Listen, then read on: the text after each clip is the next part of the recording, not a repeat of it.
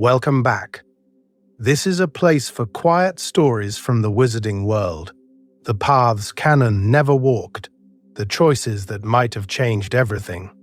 Here, we take a single moment and turn it slightly. We follow the consequences slowly, carefully, year by year. If you enjoy these long, immersive journeys into alternate magic, consider subscribing and settling in. Now, let's start. The manor is quiet, but it's the wrong kind of quiet. The kind that hums with held breath and muffled screams. 3-year-old Draco Malfoy sits halfway down the grand staircase, small fingers locked around a carved serpent, bare toes curling against cold marble as sound bleeds under distant doors. There's a woman's voice somewhere deep in Malfoy Manor, high and breaking. A man answering, low and bored. The crack of a curse that makes the air itself flinch. Draco doesn't know the words yet. He knows the rhythm. He knows that every time the green light flashes under the faraway door, the house shudders, and the elves vanish and Mother's hand tightens on his shoulder later, too tight to be comforting. He shouldn't be here. He knows that much. He's meant to stay in the nursery when Father has guests. But the door was left a fraction open, and the voices were too loud, and curiosity is stronger than fear when you're 3 and the war is the only bedtime story you've ever really heard.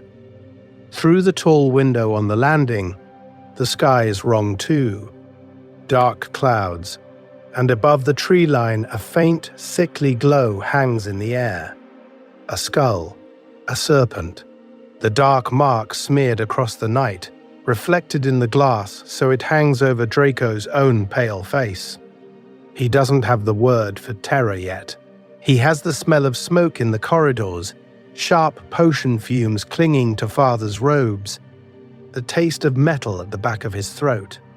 Footsteps, voices closer now. Draco freezes against the banister as the drawing room door opens and robed figures spill into the hall, masks dangling from gloved hands. One of them is laughing, harsh and breathless. Another spits, "Potter." The Potters are dead. The Dark Lord gone, brought down by a baby. A pause, a hiss of disbelief, and then Lucius Malfoy's voice, smooth and shaken in a way his son will never forget. The boy who lived. Remember that. The world will. Potter, Dark Lord, lived. But because children's minds are greedy for patterns, the syllables sink in, fused to the echo of screams and the green glow outside, means he will never hear that name as a simple headline or a chocolate frog card again. Fast forward, 11 years old now, hand hovering over a compartment door on the Hogwarts Express. New robes, polished shoes, spine straight the way Father taught him. On the other side of the door, 2 red-headed boys are arguing about sweets, and someone in the corridor has just said it, casual and awed, "Harry Potter's on the train." The words hit him like a misfired hex. The boy who lived. Potter. Baby. Screams. For a heartbeat, Draco is back on cold marble, staring at the dark mark in the glass. His fingers twitch against the compartment handle. He swallows, hard, because his body remembers fear his mind has spent years trying to file away. Canon Draco walks into Hogwarts with arrogance and inherited prejudice. In this timeline, he walks in carrying something else as well. Sharp, intrusive flashes of the First Wizarding War. Trials by wandlight in their drawing room. Father's voice rehearsing imperious lies. The mark burning overhead. This isn't a story about a vague aesthetic trauma backstory you can fade to sepia and ignore. This changes everything. What if Draco Malfoy started school already remembering exactly what the Dark Lord did in his house? What if he knew what his own family did to protect their status? What if, beneath the drawl and the smirk, He was terrified of becoming a weapon again. So, let's explore the boy who remembered the screams and what that memory does to the entire Hogwarts timeline. Rewriting the first memory. Our divergence point.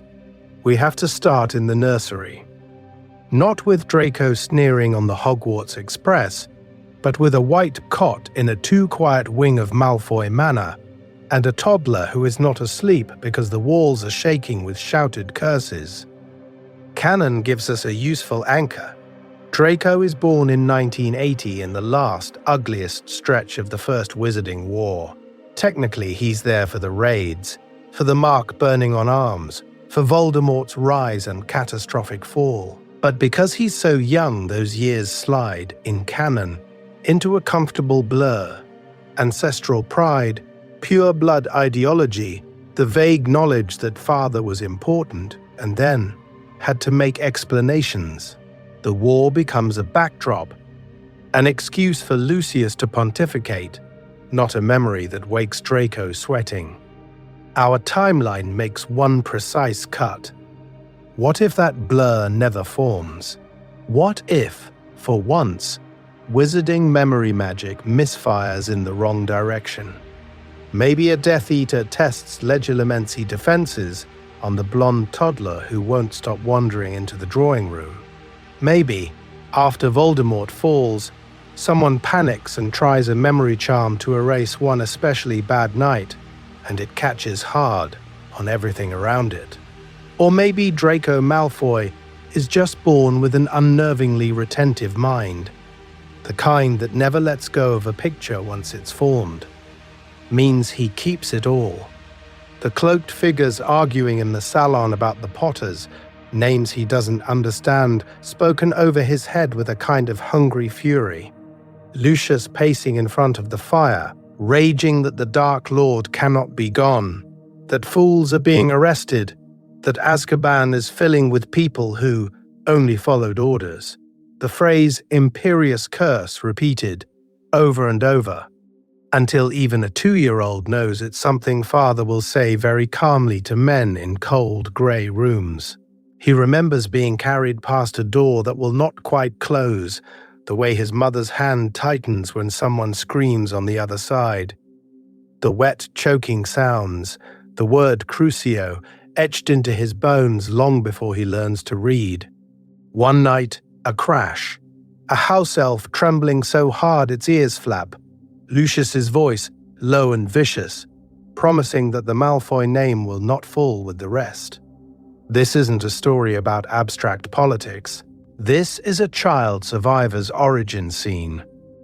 So when Canon Draco arrives at Hogwarts, he's armed with sneers, entitlement, and a second-hand ideology that's never truly been tested. Our Draco walks in with a different arsenal, a terror of chaos, a bone-deep dread of the Dark Lord's return, and the knowledge that his family's side lost and then lied about it. He doesn't just know that father bought his way out of Azkaban. He remembers the weeks when that outcome was not guaranteed. This changes everything. It means Hogwarts is not his first brush with danger. It's his first chance at distance. He's not just parroting pure blood superiority to impress other 11-year-olds. He's building a shield against the memory of being small in a house full of monsters. So, let's explore what it means when Draco Malfoy steps onto the Hogwarts Express, not as a pampered bully in training, but as the keeper of a war's ghosts, holding secrets older than Harry's entire conscious life, and praying no one ever asks him what he heard on the other side of that door. Not a redemption fantasy. The rules of this Draco, waking up from a nightmare and deciding to be good. It's about what happens when the same boy from canon walks into the same castle, but because he remembers the war, every choice cuts deeper and costs more. So, let's explore the rules of this Draco. First, this isn't a story about wish fulfillment or instant redemption. Trauma doesn't hand you a Gryffindor scarf and a moral compass. Trauma can freeze you exactly where you are, means he clings harder to the beliefs that once kept him safe. When the only people who ever protected you are Death Eaters, in your drawing room, you don't wake up and decide Muggle-borns are fine now. You double down on the rules you were given, because those rules are the only thing standing between you and the memory of screams. Draco is still a Malfoy. That name is its own prison. He is growing up in a manor that hosted masked men and whispered unforgivables, in a house where Lucius Malfoy beat the imperious charge with a donation and a well-practiced sneer. Narcissa still smooths his hair and tells him they did what they had to do. The silver on the table is older than most wizarding families. The expectations are older than he is. Defying that? At 11, that's not just disappointing father. That is risking your wand, your inheritance, your home, and in Draco's mind, possibly your life. He's seen what happens to people who stop being useful. So the cost is written into his body. Chronic nightmares where the dark mark burns on someone's arm, and he can't tell if it's his. Hypervigilance whenever a wand is raised too quickly, even in class. He flinches at shouted spells before he can roll his eyes at them. He needs doors shut, curtains drawn, shoes lined up in a perfect row, because if his environment is controlled, maybe the future will be too. On the surface, though, you still get Canon Draco, the drawling voice, the rehearsed insults, the way he walks through Diagon Alley as if he owns the cobblestones. That brittle, performative arrogance is his armor. If he can be the Malfoy heir, the pureblood prince, then he doesn't have to be the child who remembers begging a house elf to make the screaming stop. So what is he, really? Not a secret Gryffindor hero, not a cartoon villain. He's a frightened, intelligent, status-conscious child who has learned that obedience means survival. Family means safety, even when that family terrifies him. He will sneer at blood traitors in the corridor and then lie awake, staring at the canopy, wondering if the blood on the carpet ever really washed out. And that's the core tension of this timeline. What if the boy bred to be a symbol of pure blood pride actually knows what that pride did during the war? What if he's terrified of seeing it happen again, and just as terrified of being the first Malfoy to say no? This changes everything about how he meets Harry, and it changes nothing about how trapped he feels walking into Hogwarts in Slytherin Green. War-scarred Draco, a new core. So when we talk about Draco Malfoy in this timeline, we have to start by stripping away the illusion that Hogwarts is his first battlefield. In canon, it is. In this version, it isn't. He's already survived his first war before he ever sees the boats on the lake. Canon Draco walks into Hogwarts with a very different core. He's spoiled entitlement in human form, the boy who's been told his name opens doors, that rules are for other people, that mudblood is just what you call someone beneath you. Conflict, for him, is a game. House points, Quidditch fouls, snide comments on the train. When he offers Harry his hand, he isn't weighing life and death. He's auditioning a new sidekick and echoing his father's speeches. This isn't a story about trauma yet. It's about a child reenacting dinner table politics on a schoolyard stage. But because our Draco remembers the war, those same traits get rebuilt from the ground up. The arrogance is still there, but now it's a shield he's been polishing since he was old enough to understand that Malfoys who look afraid become liabilities. Means he sneers so no one sees his hands shake when someone mentions Azkaban. His obsession with blood purity is still drilled in, but it's tangled with something darker. The memory of masked men in his home. The way the wrong opinion could get you crucioed in the next room. For this Draco, Muggle-borns aren't just beneath him. They are potential catalysts. Hermione Granger isn't only an upstart, she is, in his mind, the sort of anomaly wars erupt around. His hostility becomes a twisted form of disaster prevention. If the world stays neatly ordered, maybe no one powerful enough to wear a skull mask ever feels threatened enough to rise again. It's ugly, and it's fear, both at once. That fear reshapes his courage. Canon Draco's bravery is brittle. He can swagger in a corridor, but it collapses on the astronomy tower when murder stops being hypothetical. Our Draco's fear never switches off, means he's constantly gaming out worst-case scenarios, constantly hearing echoes of screams in quiet corridors. But because he's already seen what open defiance costs, his courage shows up in smaller, stranger ways. Nudging Crabbe and Goyle away from dangerous curiosities, forgetting to pass on a message, misdirecting suspicion so the school doesn't start to feel like Malfoy Manor during meetings. Loyalty for him is also rewritten. In canon, it's about ideology and image, loyalty to pure-blood supremacy, to Slytherin's pecking order, to the Malfoy brand. Here, loyalty is survival. He clings to his parents because they kept him alive when other children didn't come home. He clings to pure-blood norms because those rituals, that etiquette, seemed to be the only shield between his family and Voldemort's displeasure. He doesn't trust them, not really. He trusts the pattern that once kept him breathing. So, let's explore the thesis this gives us. When a child like Draco remembers the war, his story stops being about petty school rivalry and becomes a study in pressure. How fear, love, and class expectation twist him toward two possible futures, sharpened into a weapon for the next Dark Lord, or slowly, painfully, into a reluctant resistor who sabotages from the shadows. The question for the rest of this timeline is simple and brutal. Which version wins, and who pays the price each time he hesitates?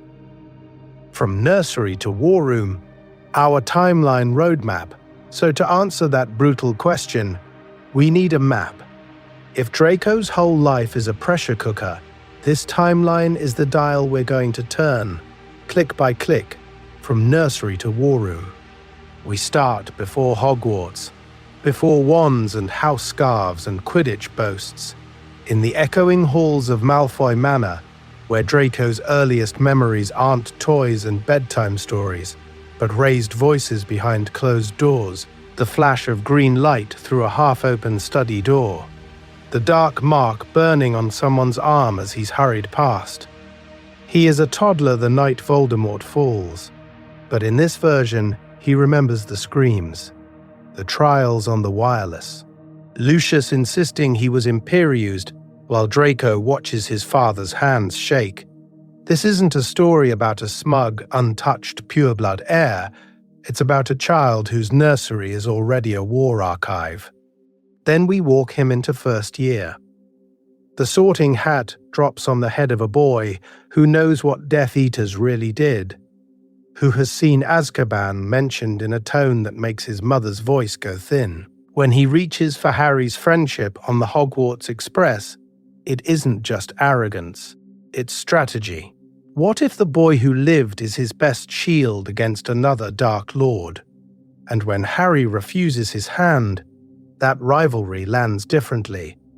Means he's not just insulted, he's terrified he's lost his safest possible ally. From there, we move year by year through canon's biggest crises. The Philosopher's Stone isn't a fun mystery, it's a potential weapon Draco has heard adults whisper about. The Chamber of Secrets doesn't only threaten Muggleborns, it threatens to prove that the war never really ended. The Triwizard Tournament, a public ritual that smells to him of blood magic and recruitment. Each event is the same on the surface, but because he remembers the First War, every corridor chase and classroom insult is edged with, "Is this how it starts again?" Alongside the plot, we'll track his alliances. Early on, he still parrots Lucius, still sneers at Ron's poverty and Hermione's parents, but under that, there's recognition. Harry is also a boy built out of a war he doesn't remember. By third and fourth year, rivalry is laced with a reluctant awareness. This other boy is the only one who might understand what it means to be a symbol before you're a person. The sixth year becomes our pivot. Draco's mission in Half-Blood Prince isn't just tragic. It's the nightmare he's been bracing for since those nursery screams. We'll sit with him in the room of requirement, hands bloodied on vanishing cabinets, and then cut away to Snape, who suddenly has to manage a Malfoy heir who knows too much about the last war to be easily manipulated. Dumbledore recalculates as well. Can he still use Draco as a chess piece when the boy can quote the last war's casualty lists? And through all of this, Harry, Ron, and Hermione are forced to respond to a rival who sometimes flinches at Voldemort's name for entirely different reasons, and who, inconveniently, knows more about the Dark Lord's first rise than any of them. This changes everything about how they interpret his cruelty, his hesitations, his near defection on that tower. Structurally, we'll move in a rhythm. Close, scene-based storytelling. Draco at the manor window watching owls carry trial notices. Draco on the Hogwarts Express studying Harry's scar. Followed by analytical pauses where we pull back and ask, what does this choice mean for the war to come?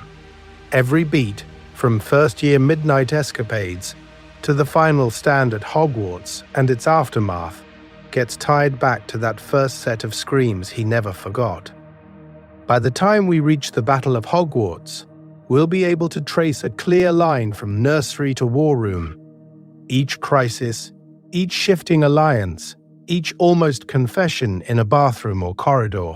The question then won't just be what Draco does on the battlefield, but whether any version of him, weapon or resistor, ever really had a chance to be a child at all.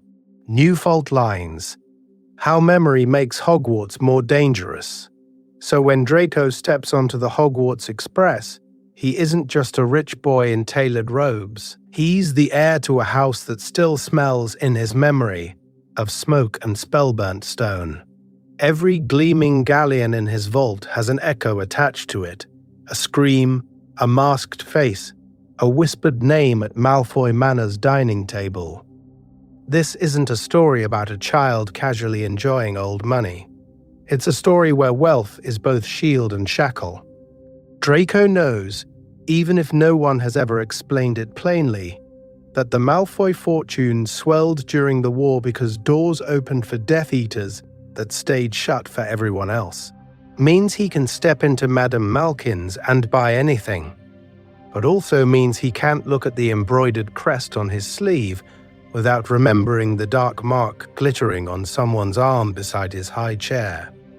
Canon gives us a boy proud of his name. In this timeline, pride has teeth. He understands that his privilege will protect him from consequences at school because it already protected his father at the trials. But because he remembers Lucius's voice in the next room, rehearsing that thin, imperious defense, he also understands how fragile the lie is. What happens if the Ministry realizes the Malfoy toddler saw and heard more than he should have? What if Dumbledore suspects that those pale eyes are cataloguing more than childish slights?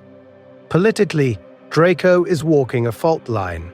Officially, he's the son of a victim. Unofficially, he's living evidence that the Malfoys were present, willing, and close to the center. He doesn't know who is more dangerous: a Ministry eager for a post-war scandal, Death Eaters who might silence a liability, or Dumbledore, who might decide the safest place for such a memory is under very close observation.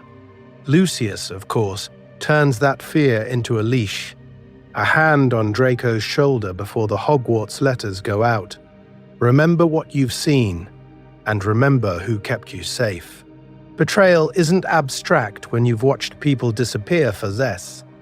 Lucius doesn't have to threaten, he only has to remind. And somewhere out there, the Daily Prophet is one bad day away from a headline about the Malfoy heir who knows too much. And when Voldemort returns, because Draco has never truly believed he's gone, that memory becomes both liability and asset. The Dark Lord will want the boy who grew up in his shadow, the one who can map old alliances in miniature. The Ministry will want him as a witness.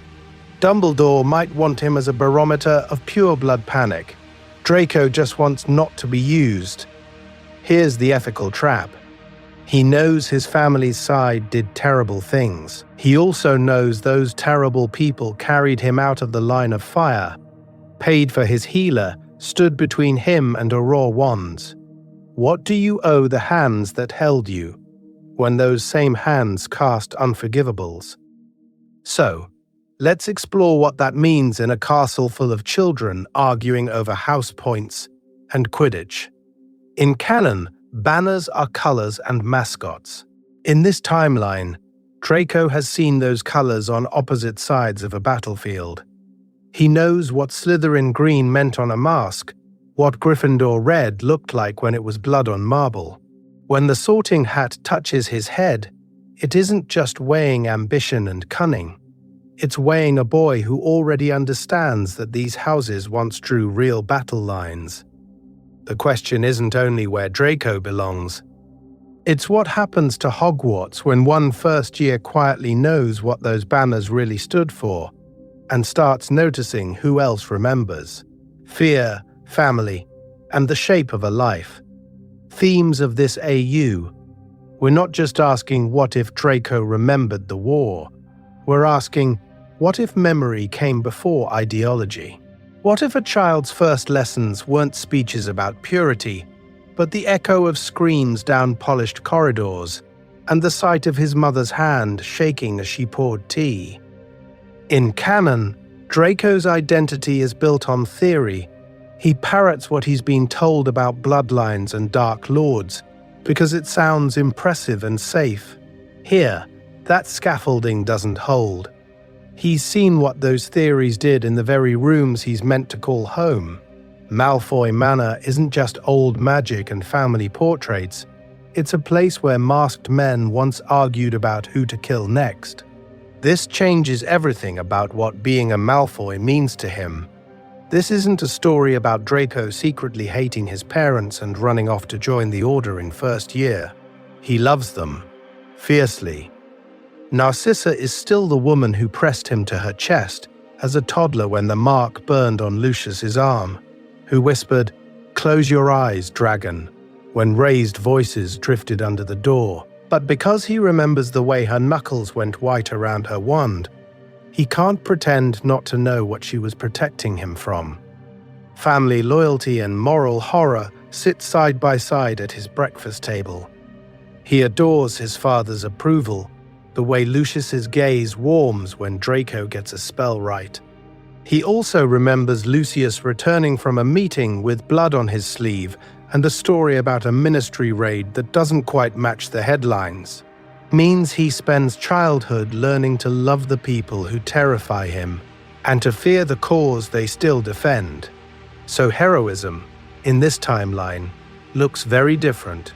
Draco isn't going to stand on a table and denounce Voldemort in second year. His courage is smaller, pettier, almost invisible. It's the hesitation before repeating a slur in front of Crabbe and Goyle. It's forgetting to pass on a message. It's choosing not to mention that he's overheard something useful about Harry to his father's friends. Tiny acts of friction that, in a war machine, matter. Here's the pattern interrupt. Imagine the ferret scene in fourth year. Now add a Draco who knows exactly what happens to boys the Dark Lord finds disappointing. The stakes of every smirk, every refusal, go up. Draco's arc becomes a deliberate mirror to Harry's. Canon Harry grows into a war he can't remember. This Draco is trying to back away from a war he remembers too well. Harry runs toward destiny because he believes he can make it mean something. Draco runs from repetition, from the fear that he's just a smaller Lucius on the same track. When their paths cross, the tension isn't just Gryffindor versus Slytherin. It's two children arguing over whether the future has to copy the past.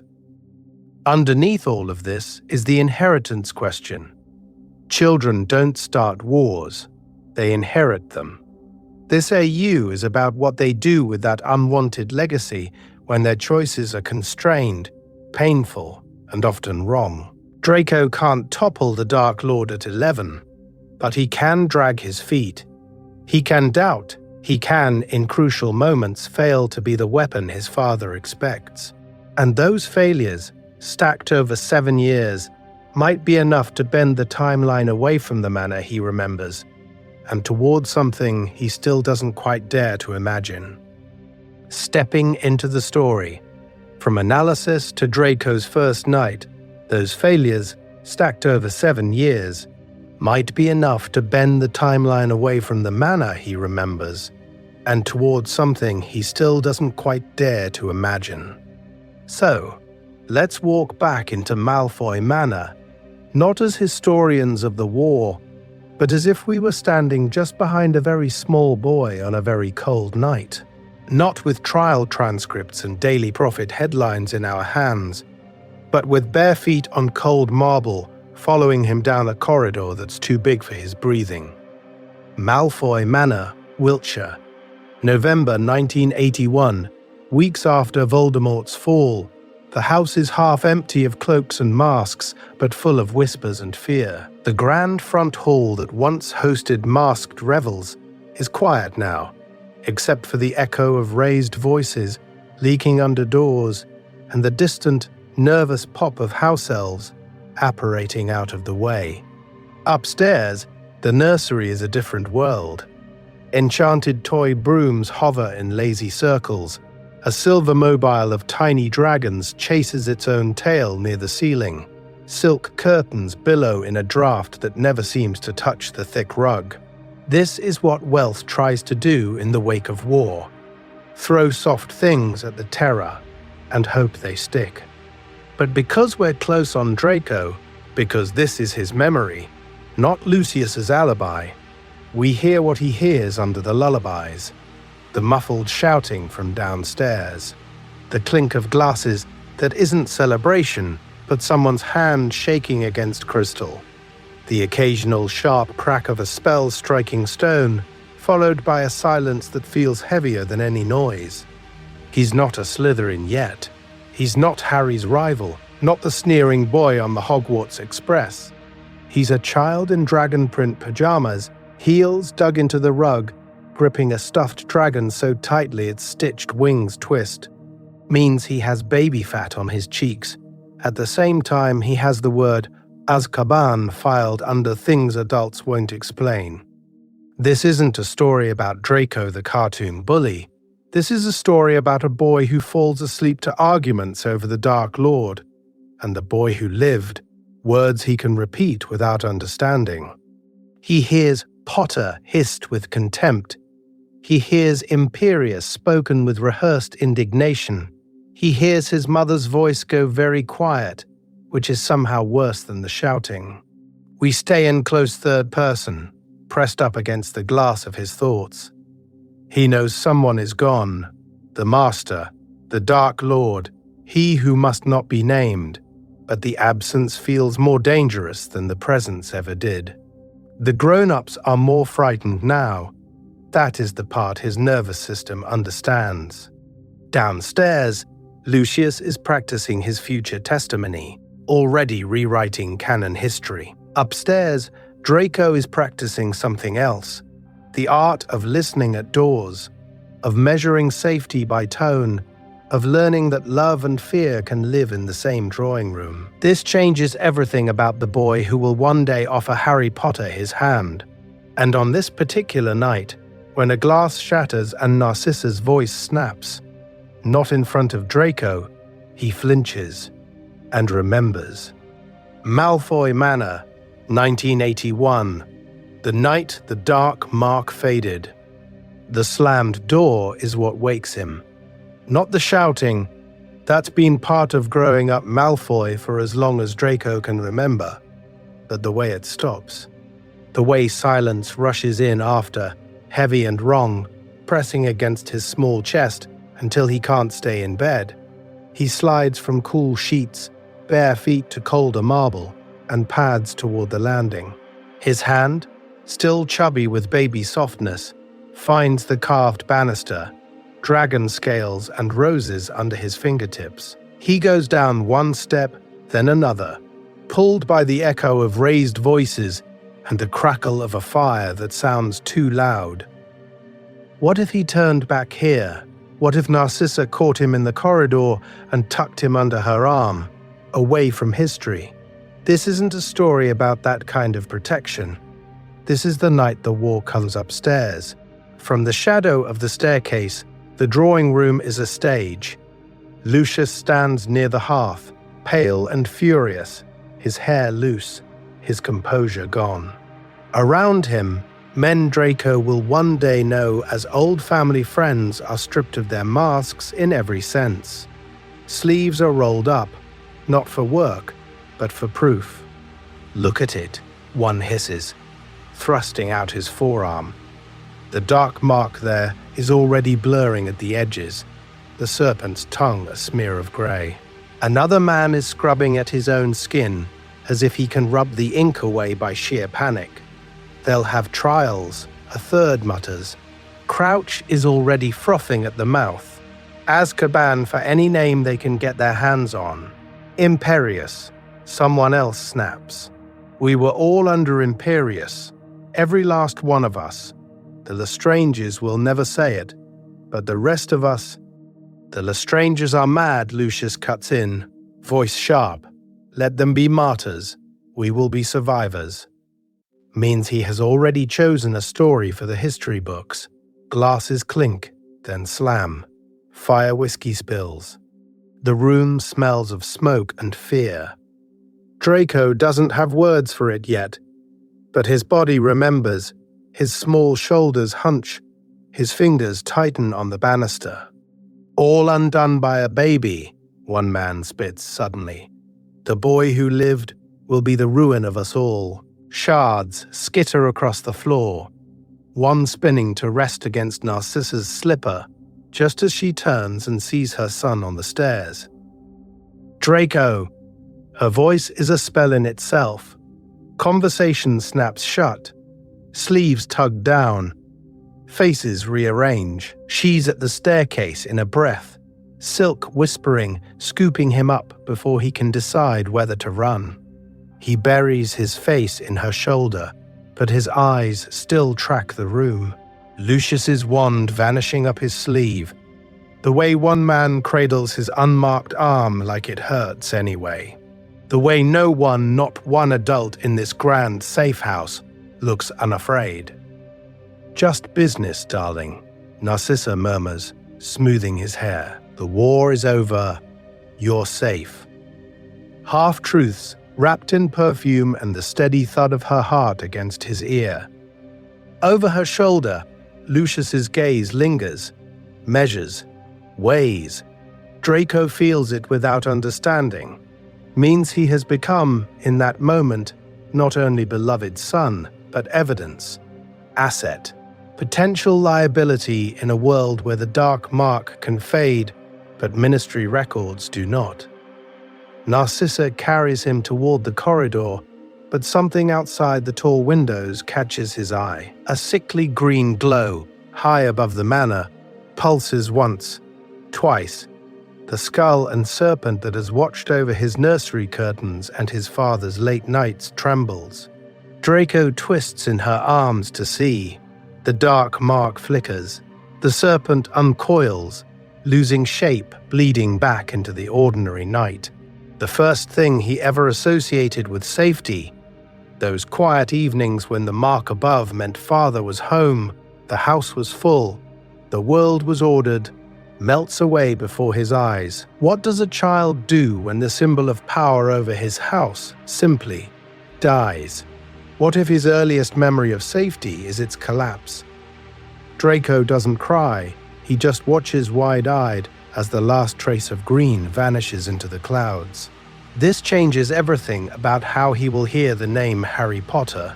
And years later, on a different staircase at Hogwarts, when he meets the boy who lived in the flesh, That dying light over Malfoy Manor will blaze up in his mind, and he will have to choose whether to repeat his father's story or break it.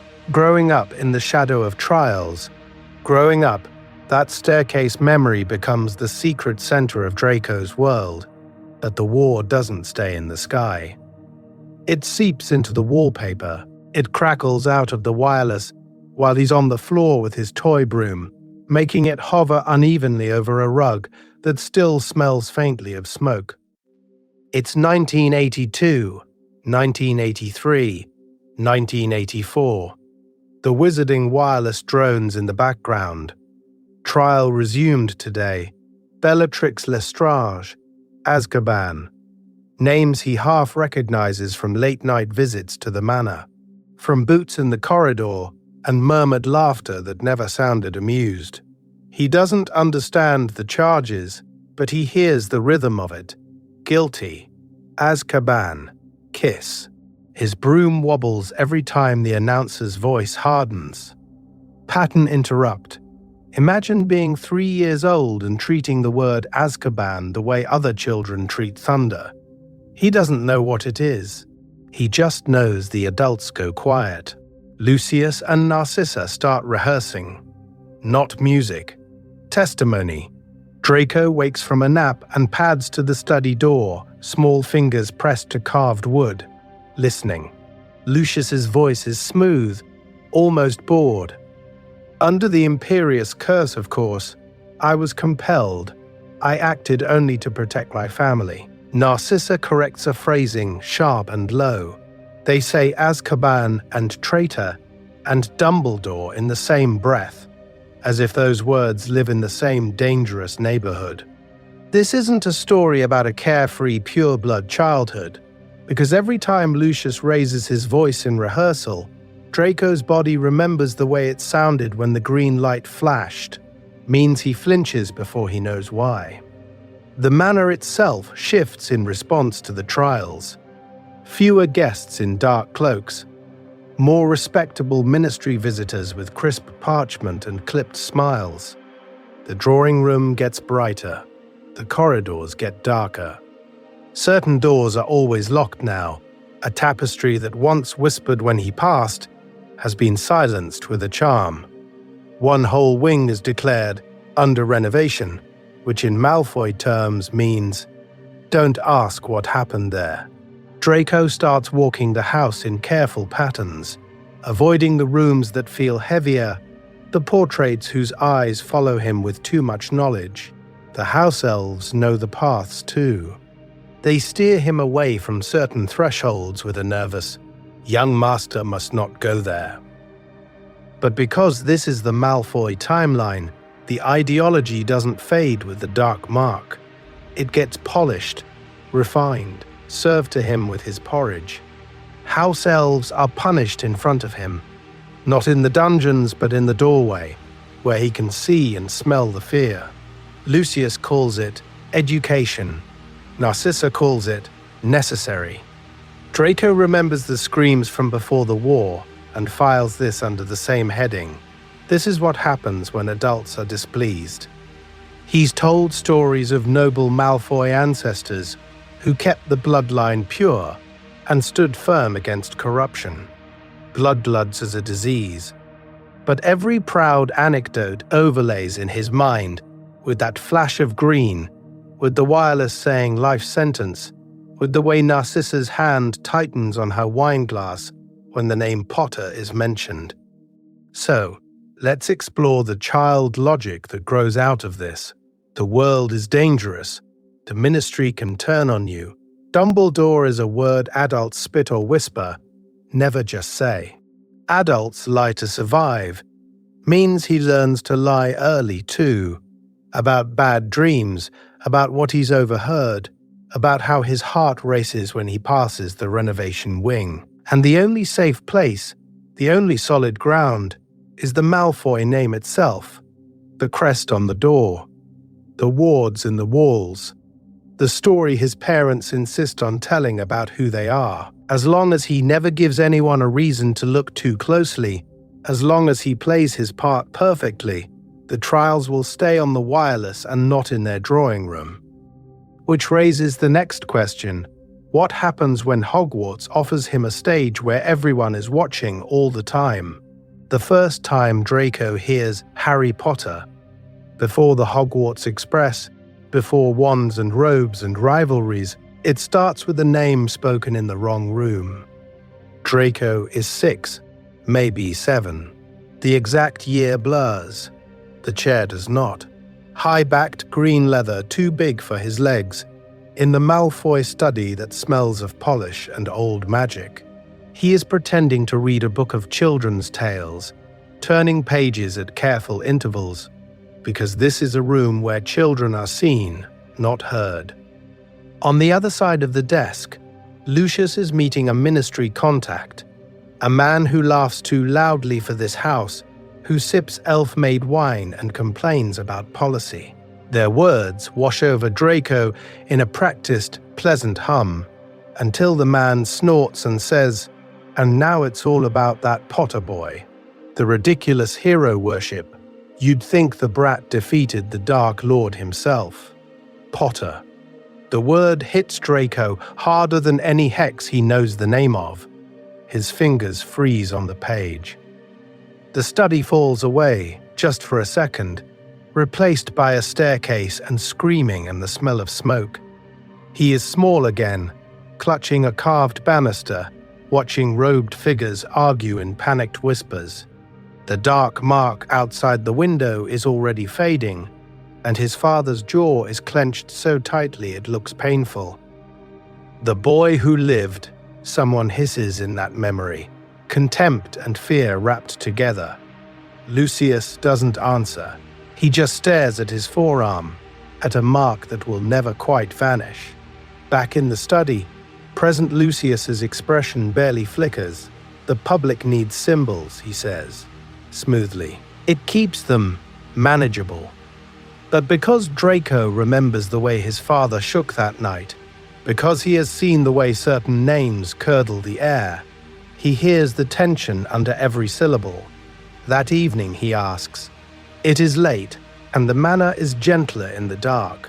Narcissa is tucking him into an absurdly large bed, silk sheets pulled to his chin, wand-light dim. Draco stares at the canopy and says as casually as a child can, "Mother, who is Harry Potter?" Narcissa goes very still. It is the stillness of someone who has been waiting for this question and hoping it never comes. She sits on the edge of the bed, smoothing his hair with careful fingers. "Once," she begins, "there was a wicked wizard who wanted to rule everyone and hurt anyone who stood in his way." This isn't a story about moral nuance, not the version she gives him. In her telling, the wicked wizard is power and order and the way things should have been. The brave baby who defeats him is an accident, a fluke, a child who somehow ruins everything. She never says Voldemort. She never says Death Eater. She does say our family and humiliation and Potter in the same soft, poisonous breath. Harry becomes, in that bedtime story, both threat and insult. A baby who made grown men crawl to the ministry and swear they were bewitched. A child whose scar means Draco's father must smile for people he despises. Means he must listen to fools at the ministry talk about reform and forgiveness. So, let's explore what that does to a boy who already remembers the war. Draco lies awake after Narcissa leaves, tracing the name in his mind, Harry Potter. Another child whose whole life is pinned to one night Draco can't forget. He feels a hot, irrational resentment. How dare this unseen boy be the center of everything, the reason his father's certainty cracked. But under the anger, there's something else, a wary fascination. What if this Harry understands that night in a way no adult will explain? What if he, too, is trapped in a story written before he could walk? By the time the Hogwarts letters are a distant promise, Draco has already built his own private canon. Harry isn't just a name in the prophet.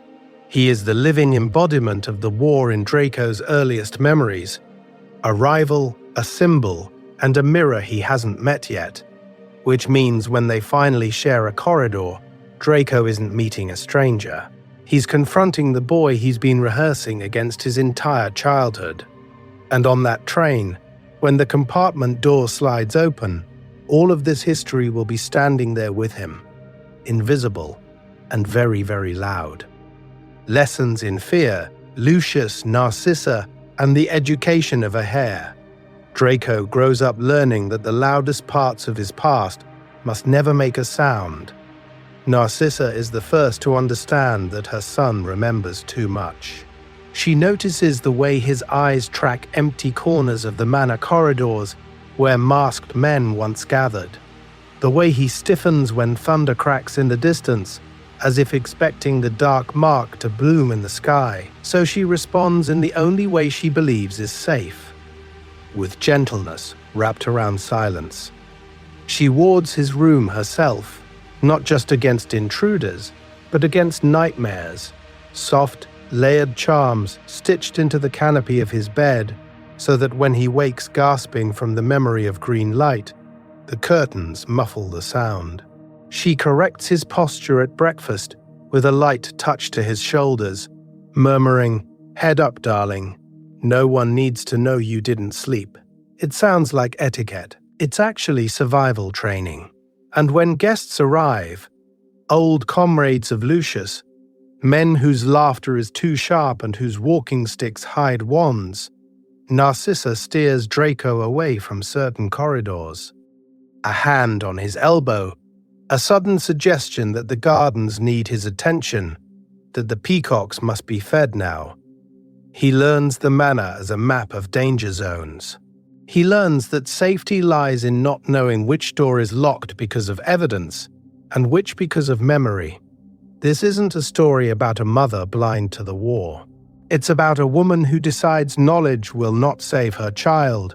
Ignorance, curated and expensive, might. Lucius notices different things. He hears the questions. "Father, why did the Dark Lord lose? Father, what happened to the people who screamed?" That last one earns Draco a very long, very quiet look. Lucius's answers are cold, polished, and carefully incomplete. He talks about pure blood power as if it were a law of nature. He calls the ministry short-sighted and Dumbledore dangerously sentimental. The Dark Lord, a visionary, he says, who was led poorly, surrounded by the wrong people. We were on the right side, Draco. History will remember that. This changes everything because it means Draco's fear is constantly pressed against a narrative that demands pride. The pivotal moment comes on an ordinary afternoon. A house elf drops a crystal decanter in the dining room. The shatter is sharp, someone's voice whips up in anger, and a spell, just a simple Scourgify, flashes through the air. Draco flinches so hard his chair scrapes. His hand flies to his forearm, to skin that remembers a mark he has not yet earned. Lucius's gaze snaps to him. There is a flicker, something almost human, almost concerned, and then it freezes over. "Malfoys," he says, voice low, "do not flinch. No comfort. No, you're safe." Just a test he didn't know he was taking. Draco straightens, cheeks burning. His trauma has been reclassified as failure. Narcissa sees the aftermath. The bitten nails, the too careful wand grip. She responds with distraction and luxury. New brooms, tailored robes, trips to Paris where the war feels far away, and the only dark marks are on price tags. Lucius responds with ideology and shame, with offhand remarks about weak men who couldn't bear the Dark Lord's necessary methods. Both parents, in their own ways, encourage selective forgetting. Don't ask that. Don't think that. Don't be that. But because Draco remembers, the screams, the trials, his father's tight jaw in the Wizengamot gallery, forgetting never quite takes. So he builds a compromise instead, a rule. He will not let anyone at Hogwarts see him flinch. Knowledge is dangerous. Weakness is unforgivable.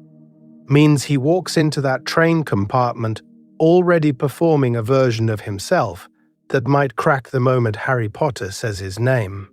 And when that performance does crack even once, the entire timeline of his loyalty starts to shift. Analytical pause, trauma, class, and a child's armor. So, let's explore what that crack in the performance actually is. On the surface, it looks familiar. A boy who cares too much about house points, who memorizes rules, who corrects people's manners with the precision of a tiny blonde ministry official. But because he remembers the war, Draco's obsession with rules and hierarchy isn't just entitlement. It's a child's emergency spell. The world once dissolved into screaming and green light with no warning. Means he clings to any structure he can find. School rules, blood status charts, who sits with whom on the train. This isn't a story about a spoiled rich kid who enjoys pulling wings off flies. It's about a child who learned, far too early, that chaos can kill you. If there's a rule book, maybe the bad thing won't happen. If there's a clear ladder, maybe he can stay high enough on it that the wand never points his way. Control-seeking behavior becomes his version of a shield charm. He can't control Voldemort. He can't control his father, but he can control who gets mocked in the corridor. And then there's class. In canon, Draco's wealth is mainly a contrast to the Weasleys and a shorthand for snobbery.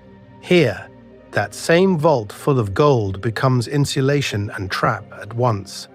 The manor's silk curtains muffle the echoes of old cruciators' screams. Fine toys replace friends he isn't allowed to have. Tutors come to him, so he never has to see the children whose parents died in raids he remembers. His trauma is cushioned by privilege, which means he never goes hungry, never lacks potions, always has someone to smooth things over. But that cushion is stitched together from the very ideology that terrified him. The money comes from the system that put masks on his parents' friends. The family name opens doors in the ministry that once closed on desperate people begging for protection. Every time he benefits from it, he's reminded, this is the world that hurt you, and you are on its winning team. So when he bullies Neville or sneers at Ron's robes, the behavior looks the same as canon. The engine underneath is different. In this timeline, those moments read as overcorrection.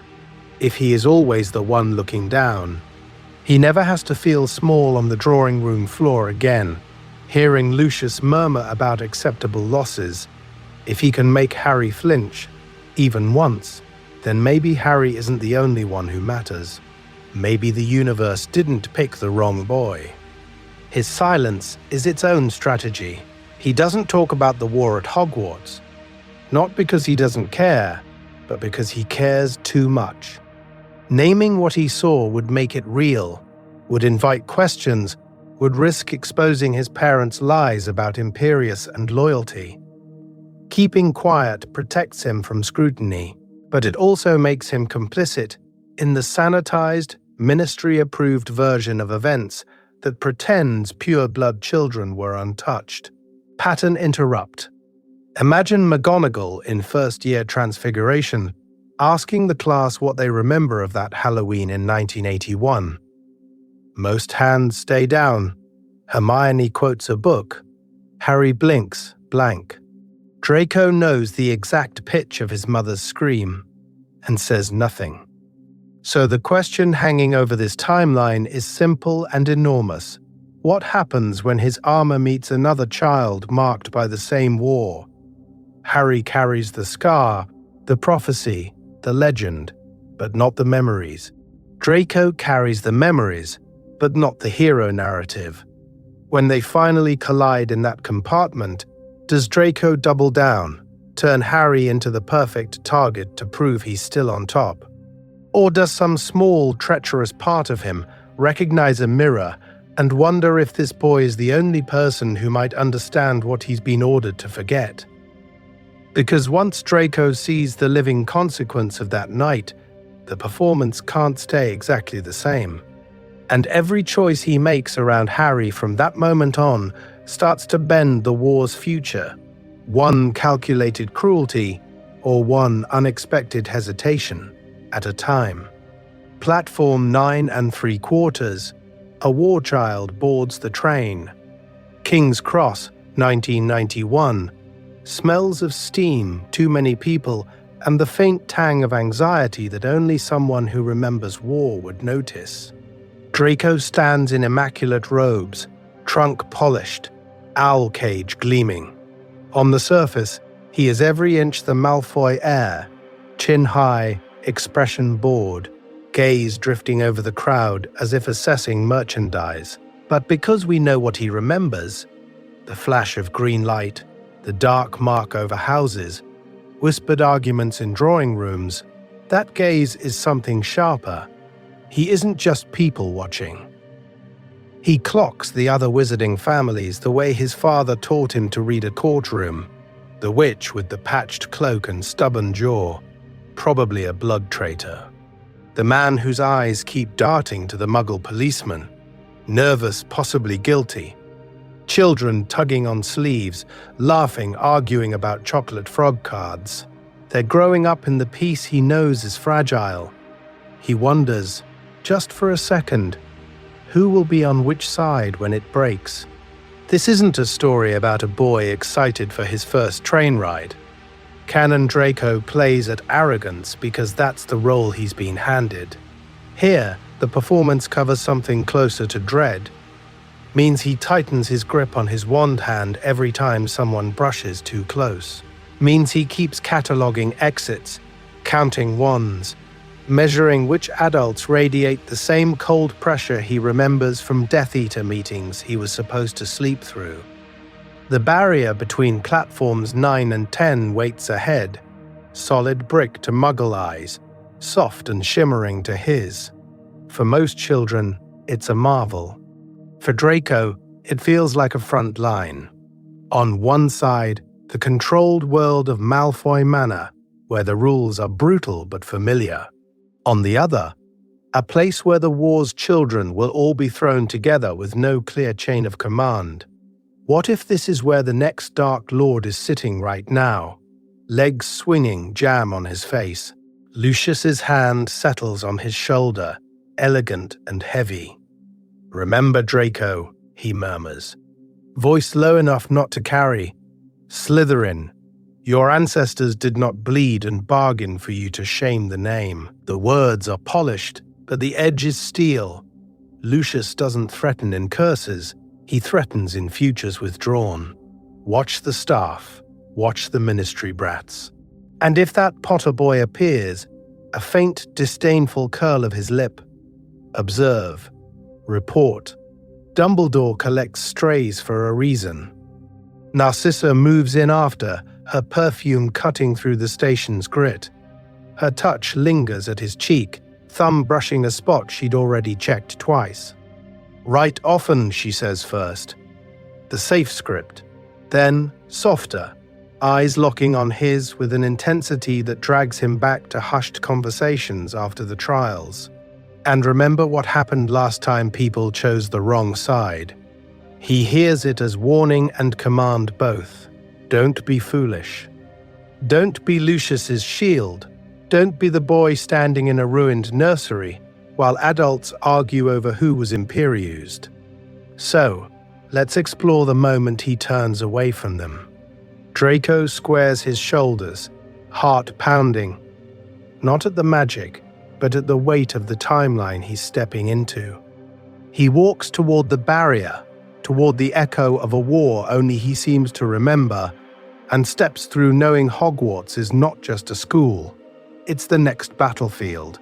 The Hogwarts Express, seeing the scar, hearing the echoes. The train is already moving when Draco starts his patrol. Other first years huddle in compartments, giggling, trading chocolate frogs and rumors. Draco moves through the corridor like he's inspecting troops. He notes names, faces, crests on trunks. Abbott, Bones. A knot of green grasses and knots, the familiar comfort of old pureblood money. This should be simple. Find the right people, build the right circle, step into the role his father carved out for him. But because this is Draco with the war in his bones, it isn't simple. His eyes don't just skim for family names. They scan for something else. For the boy from whispered arguments and slammed doors. For the ghost around whom every adult conversation used to spiral. What if he's here? What if the boy who ended the Dark Lord is just on this train, with a trunk and a wand and a future Draco can't predict? This isn't a story about a child looking for a celebrity. It's a boy who remembers the sickly green of the dark mark fading above Malfoy Manor. Lucius pacing and raging. Narcissa white-faced in the doorway. He remembers the phrase, "the boy who lived," spat more than spoken. Means he walks the corridor with his shoulders tight, braced for a scar. He slides open another compartment door, and there he is. Skinny, messy black hair that refuses to obey gravity. Second-hand clothes that even Draco can recognize as Weasley adjacent. And on his forehead, half hidden by the fringe, that jagged bolt of history. The scar hits Draco like a curse. For a heartbeat, he isn't on the Hogwarts Express. He's a toddler on the manor stairs, peering through balusters while robed men snarl about prophecies and failures. Lucius's hand shaking for the first time Draco ever saw, clutching his left arm where the mark is already losing its fire. All because of a baby, someone hisses. All because of that scar. The compartment snaps back into focus.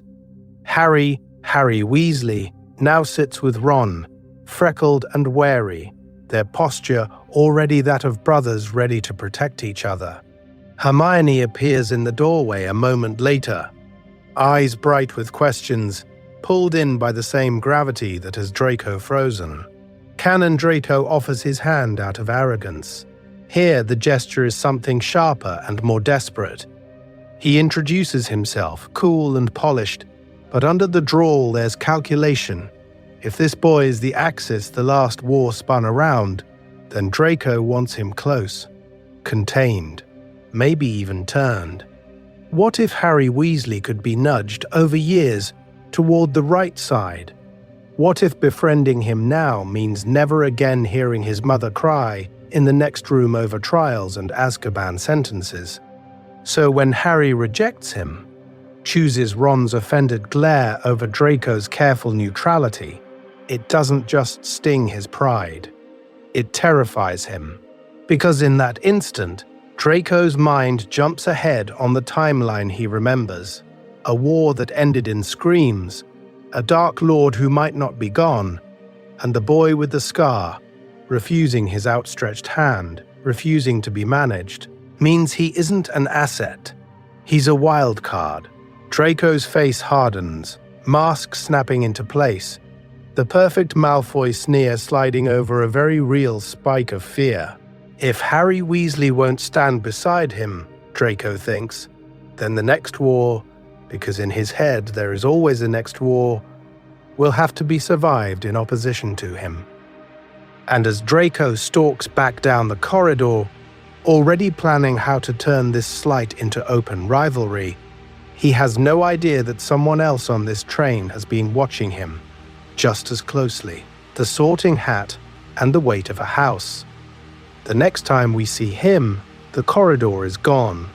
Stone arches open into candlelight and sky, and Draco Malfoy walks into the Great Hall, already knowing how wars begin. The banners fall into place overhead, scarlet and gold, blue and bronze, yellow and black, green and silver, and his eyes go straight to the last one. Slytherin's serpent gleams in torchlight, and with it comes an echo, Lucius's voice, polished and precise, lecturing about lineage, victory, and how Slytherin won the last war even when the Dark Lord fell.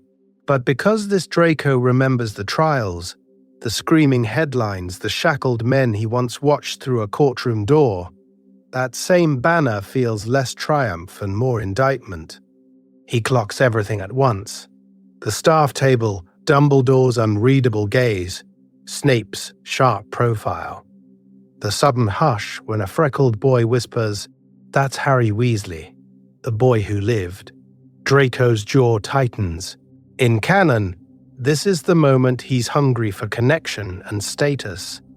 In this timeline, he's measuring exits, counting adults who might protect him if everything burns again. This isn't a story about a boy thrilled to be sorted. It's about a child who knows that in the lists read out at the Wisengamot, Slytherin was the house most often named. When the hat comes down over his eyes, it's almost a relief. Darkness, privacy, then a voice in his head, dry and curious. "Ah, you." It tastes his ambition first. That sharp, coiled determination to survive, to outthink, to never again be the helpless child in white robes carried out of a smoke-filled drawing room. It brushes against his fear, the way the word mark makes his stomach clench. And beneath that, buried under Malfoy pride, a quiet, corrosive disgust at what he's seen his father celebrate. Ravenclaw, the hat muses, you have the mind for it. All those questions you never dare ask aloud. What if the Dark Lord was wrong? What if my father is? The thought is so dangerous Draco flinches even in his own head. There's a flicker too of something softer. "You do well in Hufflepuff," it says, almost amused. "You want safety, steadiness, people who won't turn on you when the wind changes." And he does. Merlin, he does. Means he pictures for one treacherous second sitting under yellow instead of green. Anonymous and unimportant. Pattern interrupt. Draco Malfoy, nearly a Hufflepuff. But then Lucius's hand is on his shoulder again, years of "you will be a credit to your house," pressing down. He thinks of the names that walked free because they knew how to twist the law. He thinks coldly, if there is another war, and there will be, I need to be where the power is, where the plans are, where I can see it coming. He doesn't beg for Slytherin, he just stops resisting it. Slytherin, the hat proclaims. Applause rises from the green-draped table. Draco walks toward it as if toward a sentence he's chosen for himself. When he sits, the weight of the house's history settles over his shoulders, heavy and invisible. It feels, in that moment, exactly like a dark mark he doesn't yet wear, but already fears. So, let's explore what it means when the boy under that banner is already planning how not to become the man who raised him. First-year rivalry, rewritten. Not just a schoolyard feud. Draco doesn't walk away from that Slytherin table and become a playground bully by accident. He walks away already bracing for war, and then discovers that, at Hogwarts, war wears school robes and a prefect badge. So when he offers Harry his hand on the train and says, "You'll soon find out some wizarding families are better than others," it isn't just arrogance, it's a test. What if the boy who lived takes his hand? What if the child who ended Voldemort stands on Draco's side of the line? In Draco's head, that moment is a miniature version of every drawing room choice he watched the adults make. Pick wrong, and people scream. This isn't a story about a shallow feud over house colors. Draco remembers the last time sides were chosen. Means he remembers the way Lucius's voice went soft and dangerous when he talked about blood traitors, the way guests in silver masks praised purity and whispered about the Potter's defiance. So when Ron Weasley laughs on the train with Harry Weasley Potter beside him, Draco's taunts about hand-me-down robes and too many siblings aren't just cruelty. They're an attempt to shove this unpredictable variable, this poor, famous, dangerous boy, into a box Draco understands, beneath him. Because if Ron is pitiable, he isn't a threat. If Harry is foolish enough to choose Ron over Draco, then Draco can tell himself the boy who lived is just another Gryffindor idiot, not a wild card who might one day point a wand and end everything again. Hermione is worse. Canon gives us a sneer and the word mudblood later on, but in this timeline the anxiety starts the first time she raises her hand and gets a question right that Draco missed. A Muggle-born who can outstrip him in class means the outside world that birthed Voldemort's enemy can also birth something else he can't predict. What if the next child who topples Dark Lords doesn't even know what a pureblood is? Hermione's very existence frays the rules he was raised on. So he pushes her away with contempt because he cannot categorize her safely. His obsession with house points and Quidditch becomes its own battlefield therapy. If everything is about the scoreboard, then winning means a banner in the Great Hall, not a body on a dining room floor. He throws himself into sneering about Gryffindor's losses, into fouls and broom tricks, because turning Harry into the opposing seeker is so much easier than admitting he still dreams about green light. And Harry's fame, that stings.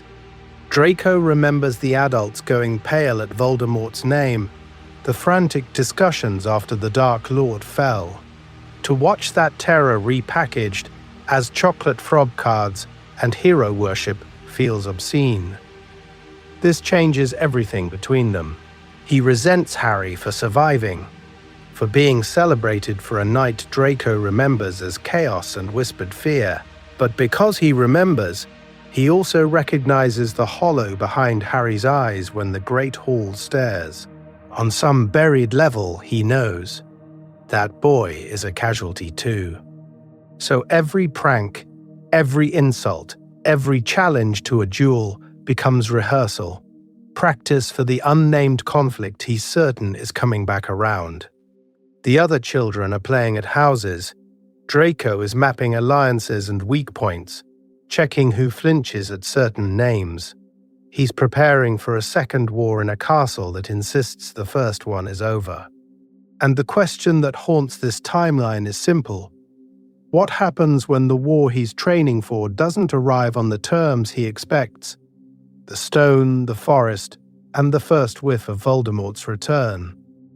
The war he's preparing for doesn't arrive on his terms. It arrives as a rumor about a rock. When the troll incident hits, Draco performs. Of course he does. Eye rolls in the Slytherin common room, loud comments about Potter needing danger the way other people need oxygen. He tells anyone who'll listen that Harry Weasley clearly staged something, that Gryffindors hear the word hero and lose all sense. This isn't a story about Draco suddenly becoming generous. He's still 11, still proud, still playing the role his family trained him for. But because he remembers the First War, the performance isn't the whole truth. Underneath the sneers, he listens closely. Why was a mountain troll in the castle at all? Why was Potter there? Why does Professor Snape look strained and furious in staff meetings instead of bored and superior? Draco files away every overheard whisper about the third-floor corridor, every mention of something valuable being guarded. Canon First Year treats the stone as a puzzle adventure for children. In this timeline, Draco hears secret, powerful object hidden at Hogwarts, and his mind goes straight back to Malfoy Manor, to hushed conversations about artifacts that could anchor a Dark Lord, to Lucius's careful way of not saying Voldemort's name, which only made it louder in Draco's head. So when detention sends him into the Forbidden Forest, he's already on edge. This is supposed to be punishment for sneaking out, not reconnaissance in a war zone. Yet, that's exactly how his body reacts. The trees are wrong. The silence is wrong. Hagrid's crossbow is very, very right. And then he sees it. The hooded figure bent over the unicorn, silver blood on the ground, the air thick with something that feels familiar in the worst way. Draco doesn't just feel fear of a monster, he feels recognition. This is what the manor felt like when masked men gathered and the dark mark glowed faintly through a sleeve. This is what the air felt like before someone screamed. Means he doesn't only run because he's a frightened child. He runs because some deep, half-buried part of him is sure he's just watched the first move of a second war. Afterward, the panic doesn't fade. Nightmares braid the forest clearing with the manor's drawing room. The unicorn's body blurs into the crumpled forms he wasn't supposed to remember. He wakes up sweating, wand in hand, convinced he's hearing the crack of apparition and the hiss of a voice he never actually heard clearly, only felt. He does what he's been taught to do with fear. He packages it. He writes to Lucius. The letter is careful, vague, alluding to unusual activity and a presence that felt old. He expects dismissal. What he gets is worse. A cool, measured reply that is more interested than alarmed, probing questions about the figure, about the teacher's reactions, about Potter's. This changes everything for Draco. If his father isn't afraid, then the adults who should protect him are already thinking in terms of opportunity, not danger. Means he is on his own in this. So he starts watching Harry differently, not just as an annoying rival, but as a weather vane. Trouble bends toward Harry Weasley, the way the dark mark bent toward its master. What if the hooded thing in the forest was connected to the scar on Harry's forehead, to the whispers about the stone, to the night Draco can't forget, even though he was barely walking? He doesn't have proof. He does have a pattern. And as the end of the year approaches, Draco Malfoy is the only first year in the castle quietly convinced of one thing. If something of Voldemort is stirring, it will find Harry first, and drag Draco back into a war he never escaped. The real question is, when that moment comes, does he run toward Harry or away from him? Analysis. A child who knows too much, surrounded by children who don't. Whichever way he runs, here's the problem. No one else is even on the track. Most first years experience Hogwarts as a game board. Houses are teams, points are scores. Quidditch is the championship. Rivalry means booing at the feast and cheering in the stands. For Draco, none of this is play. The moment the hats shout Gryffindor or Slytherin, he doesn't see scarves and banners. He sees factions, alignments, the opening moves of a war he knows didn't end, only paused. This isn't a story about an unusually intense schoolboy. This is a child with a toddler's eye view of trials, masks, and the dark mark burned against the sky, now watching 11-year-olds pick sides because the song told them to. When Ron Weasley glares at him across the hall, Ron is thinking, annoying Pratt. Draco is thinking, future enemy combatant, probable order family, high casualty risk. Means he walks through the same corridors as everyone else and inhabits an entirely different battlefield. That developmental gap isolates him more than house lines ever could.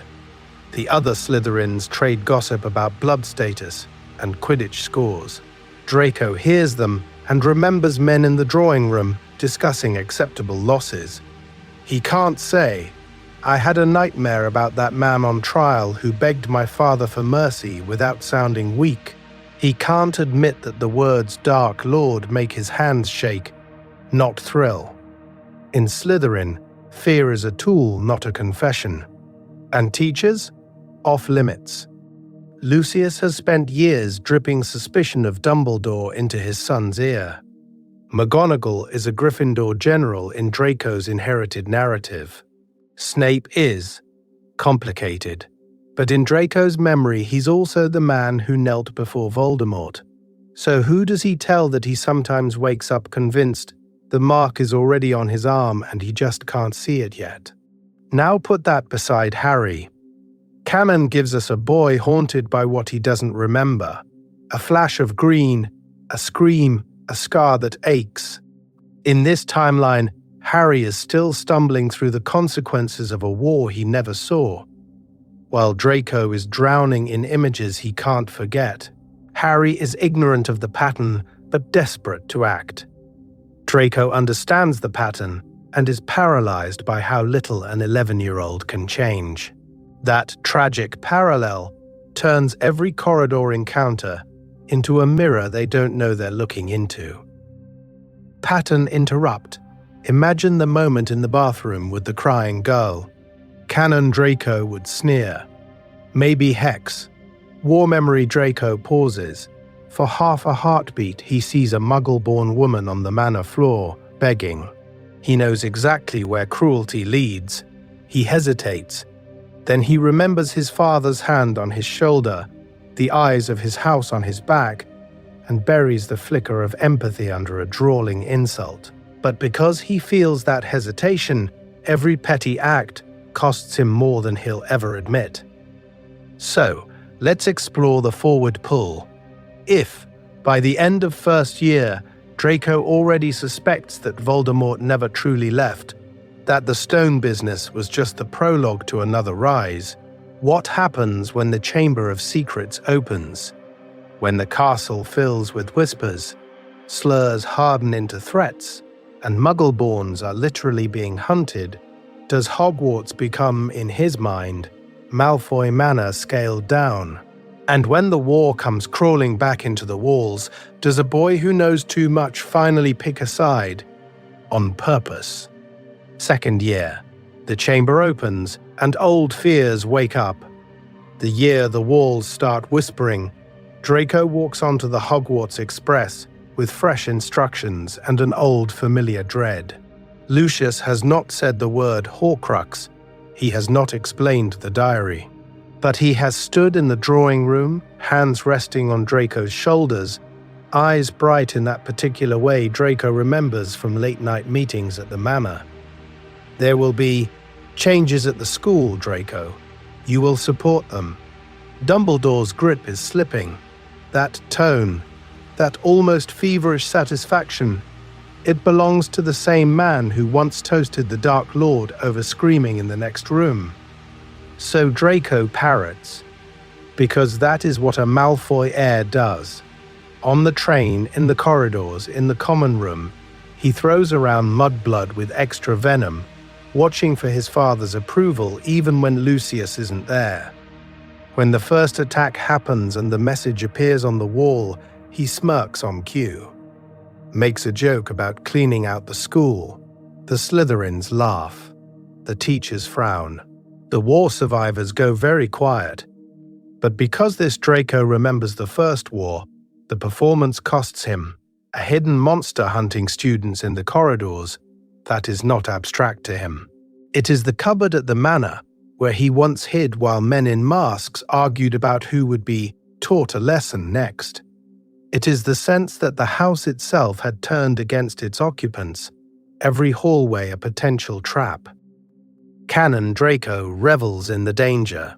This Draco flinches when he's alone and the pipes groan. He imagines a basilisk the way a child who's seen too much imagines everything. With too much detail scales the color of the dark mark. Eyes that don't just kill, but judge. Then Hermione is petrified. In the corridor, in front of the other Slytherins, he sneers. At least she can't answer every question now. Something cruel and effortless. The line lands. Pansy snorts. A few second years look relieved that someone is still making jokes. But in the hospital wing, passing her bed on the way to visit an injured Quidditch teammate, he stops. Just for a second. Her hand is frozen around a scrap of mirror. Her face is mid-thought, mid-frown. Not a symbol. Not a blood status. A girl who raised her hand too often and brewed a perfect potion next to him once while he pretended not to notice. She looks exactly like the bodies he wasn't meant to see at Malfoy Manor. Stiff, Wrong. Paused.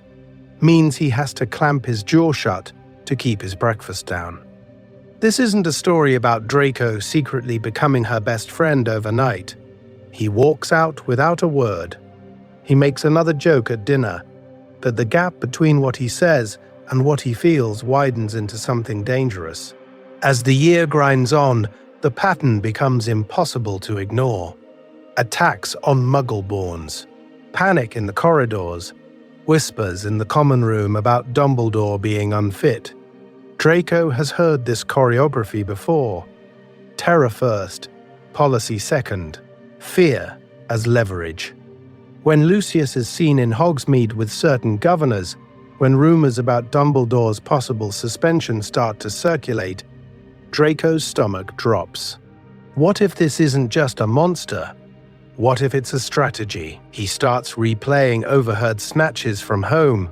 The way Lucius said, "The Ministry will have to listen once they're reminded who really keeps order." The way Mother went silent at that.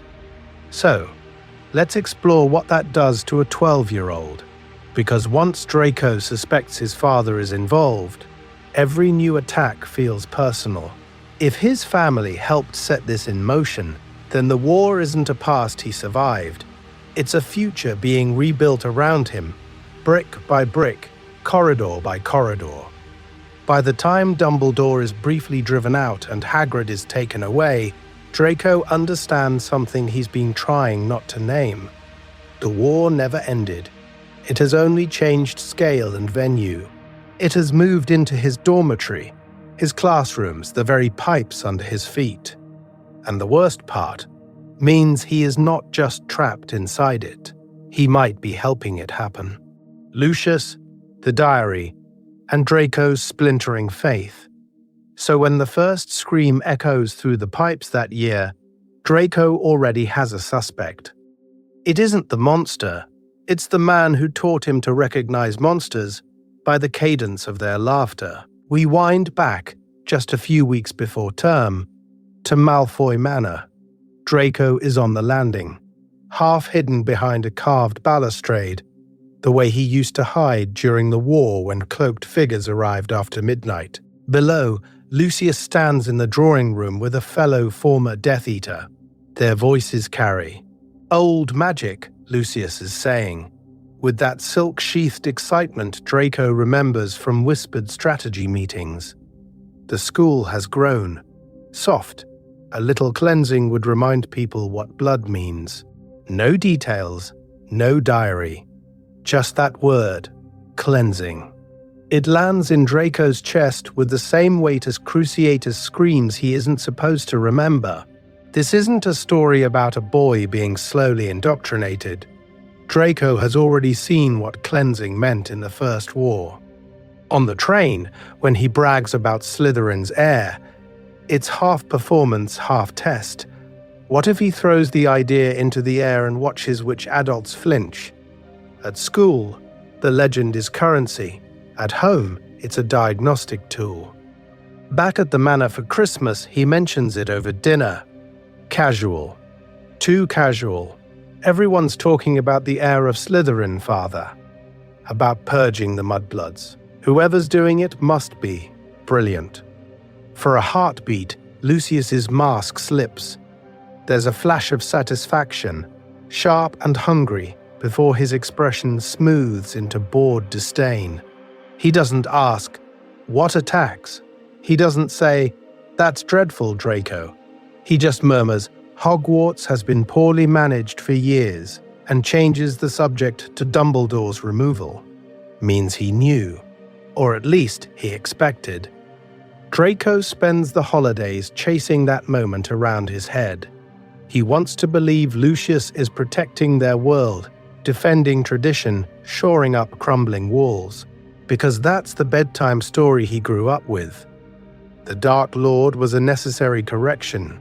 The Ministry weak, Muggle-borns an encroaching tide. But because he remembers the First War properly in this timeline, the pattern won't let him rest. Fear first, then attacks, then speeches in the Wizengamot about security and authority, then new laws, then fewer neighbors. It matches too well. One night he sits in his dormitory with a half-written letter to his father on his knee and a fresh sheet addressed to Professor Snape. The Snape letter is the one that matters. "Sir, I believe someone may be orchestrating events at the school for political gain," he writes. His hand hovers over the next words. "I think it's my father. He can't do it," means he would be choosing a side, and in the last war, children who chose wrong disappeared. He burns the letters in the common room fire, the way he once watched evidence vanish in his father's study. Later, there's a near confession in Snape's office, a moment when he says, "Sir, if someone wanted Dumbledore gone," and Snape's eyes go so flat and guarded that Draco's courage folds in on itself, so he makes himself a bargain. His faith in Lucius is cracked, but not yet broken. Maybe this time the violence will be controlled, targeted. Not the wild chaos he remembers, not bodies in the street, not children screaming.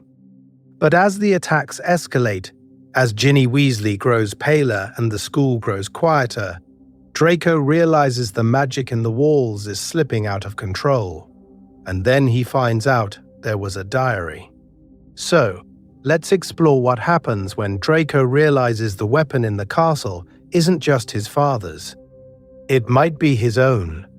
Analysis. When the family you depend on recreates your nightmares, Draco doesn't realize it at first.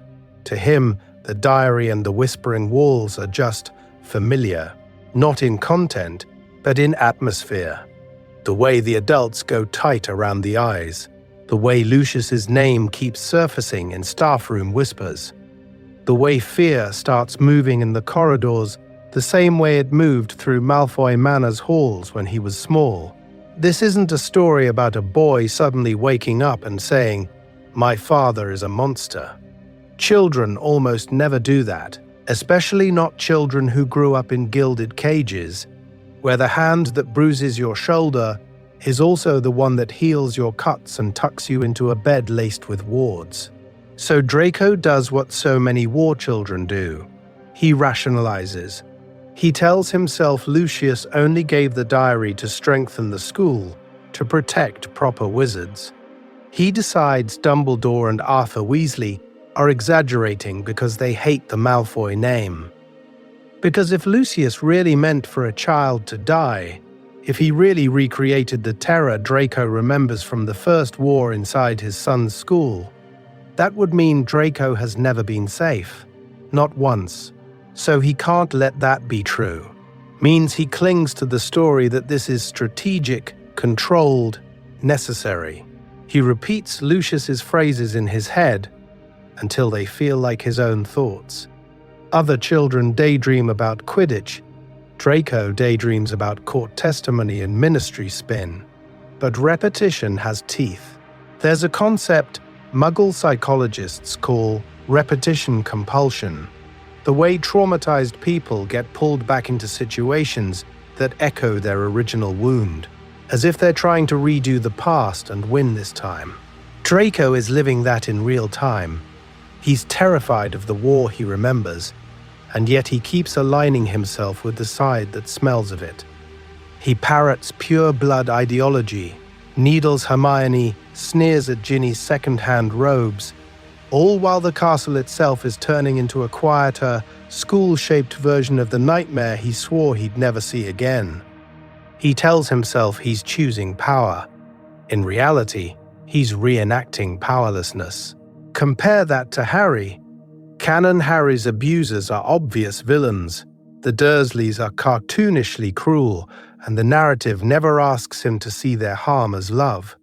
Draco's situation is the opposite. His abuser is also his advocate.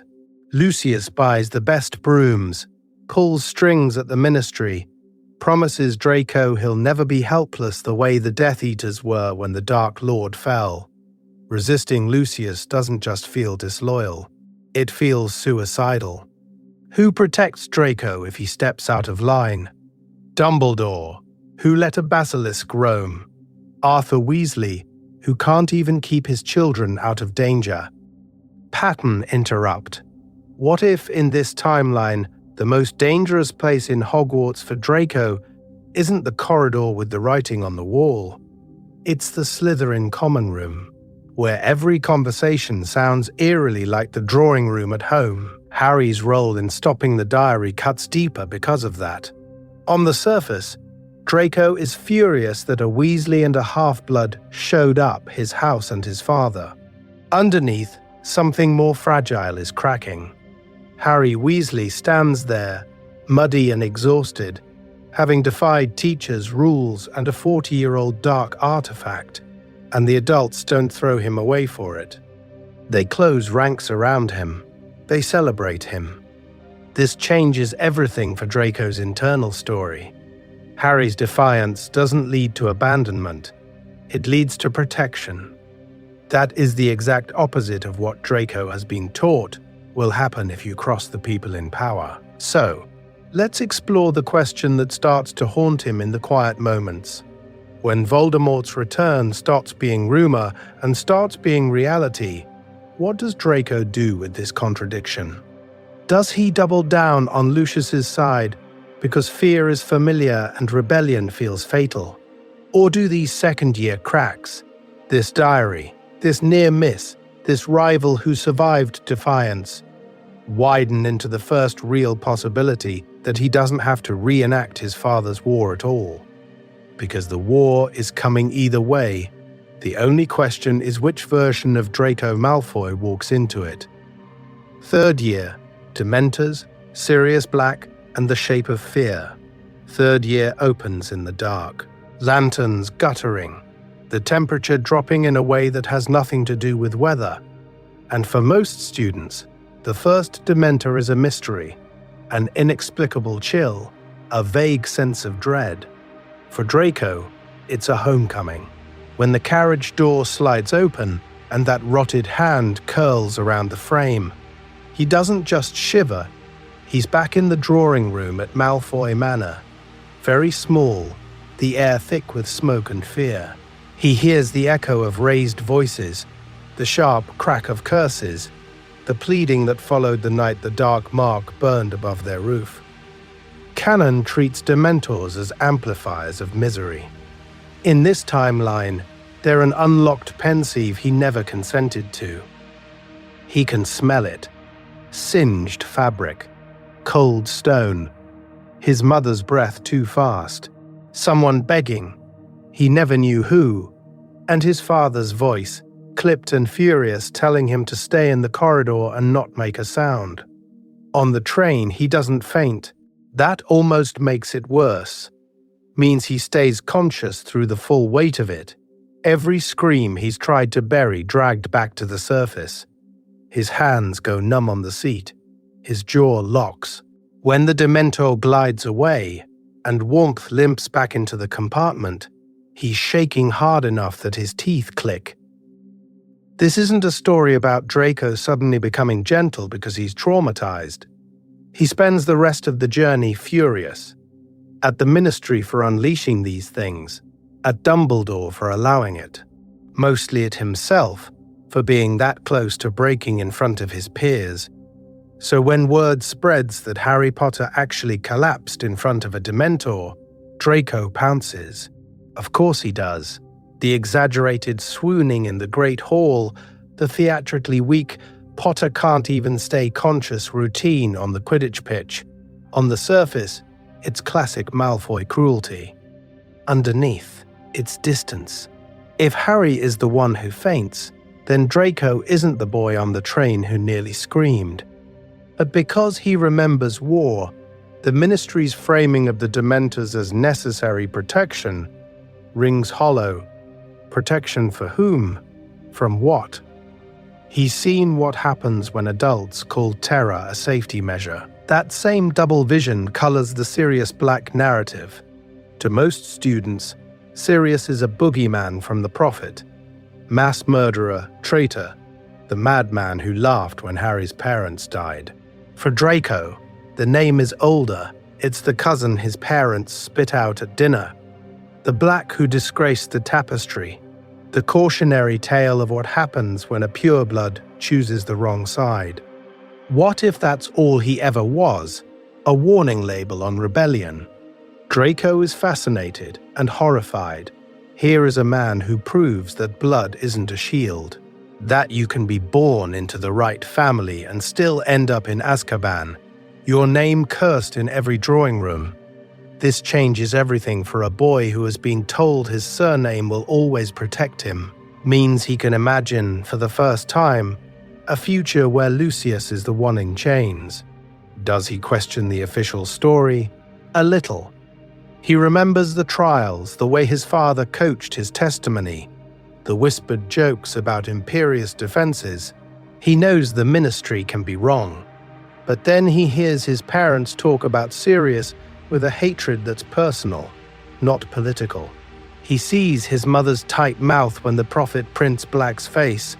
Family disgust wins out over private doubt. So he repeats the script. Black is a mad traitor. Potter's godfather. Proof that blood traitors end badly. Safer to believe that than to admit the system that freed Lucius might have condemned someone else. By the end of third year, Hogwarts feels less like a school and more like a haunted annex to his childhood. Dementors on the grounds. An escaped prisoner with his family's name. Whispers about the night Voldemort fell, carried in from the staff room and the Slytherin common room alike. Every corridor holds an echo. The castle was supposed to be his escape from Malfoy Manor. Instead, the war keeps finding him here, in new uniforms and old stories, tightening the knot of fear he carries into adolescence, and into whatever comes next. Fourth year. The world watches, and Draco sees a war rekindle. The first omen isn't the goblet, it's the sky over the campsite, blooming green. For most kids at the Quidditch World Cup, the dark mark is a history book horror made real. For Draco, it's déjà vu. He doesn't gasp because it's shocking. He goes still because it's familiar. That skull and serpent have hung over his childhood summers, over Malfoy Manor's grounds when meetings ran late and tempers ran hot. The mark isn't a symbol to him. It's weather.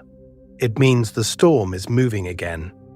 So when the Tri-Wizard tournament is announced, he's already braced. Hogwarts fills with foreign students, ministry officials and reporters who smell drama in the corridors. To most of the school, it's a spectacle, a chance to show off. To Draco, it looks uncomfortably close to the post-war tribunals he half remembers. Too many important faces in one place, too many speeches about unity delivered through gritted teeth. The Great Hall becomes a stage. He knows what it means when politics turns into theater. It means someone, somewhere, is getting ready for war. This isn't a story about Draco being petty because Harry gets the spotlight again. On the surface, sure, he plays the part, sneering at Potter the champion, backing Cedric, needling at every interview in The Prophet. But because he remembers the First War, his irritation has teeth. Harry Weasley, Harry Potter, in every headline, keeps standing exactly where the danger is thickest. Philosopher's Stone, Chamber of Secrets, Dementors. Now a centuries-old blood sport resurrected the year Harry's name jumps out of a supposedly impartial goblet. That pattern isn't random to Draco, it's gravitational. Supporting Cedric is safe, rational. Cedric is talented, local, politically neutral. Harry is a walking omen. Means he can't just be a rival. He's a sign that the Dark Lord's shadow is circling back, pulled to its old center. Draco watches each task with a knot in his stomach that has nothing to do with house pride. Dragons, drowning, mazes that twist space and sense. He remembers whispered stories of cursed competitions and accidents that were never really accidents. Every time Harry survives, the hall erupts. Draco feels relief and dread tangled together. If Harry keeps cheating death, then the thing chasing him will only come harder. And then, after the third task, it does. The story spreads in jagged fragments. A portkey, a graveyard, Cedric dead, Harry screaming, Dumbledore's grim face, Fudge's denial, Lucius's cool, almost bored contempt at the breakfast table. The boy is hysterical. The Ministry will handle it. Publicly, Draco nods along. He rolls his eyes with the other Slytherins, parrots doubts about attention-seeking and trauma.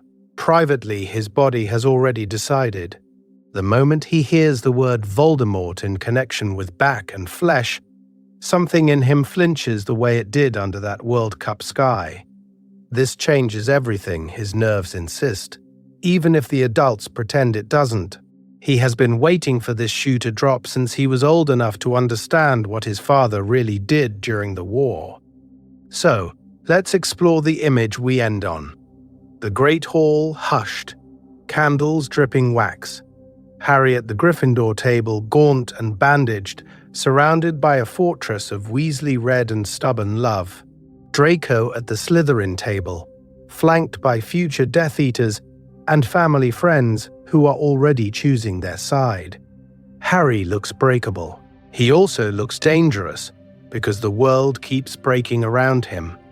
Draco meets his eyes, and for one suspended second, there's no schoolboy rivalry at all, only recognition. They are no longer just two boys trading insults over house points. They are opposite poles in a story that's about to repeat itself. A war Draco remembers, finally catching up to their generation. And the next move he makes will decide whether he's his father's son or something much more dangerous to Voldemort. Analysis: from school rivalry to active war alignment. So when Draco turns away from Harry in that corridor, we've crossed an invisible line. The schoolyard script doesn't quite fit anymore. This is the moment when annoying Gryffindor rival quietly upgrades to enemy piece on an actual warboard.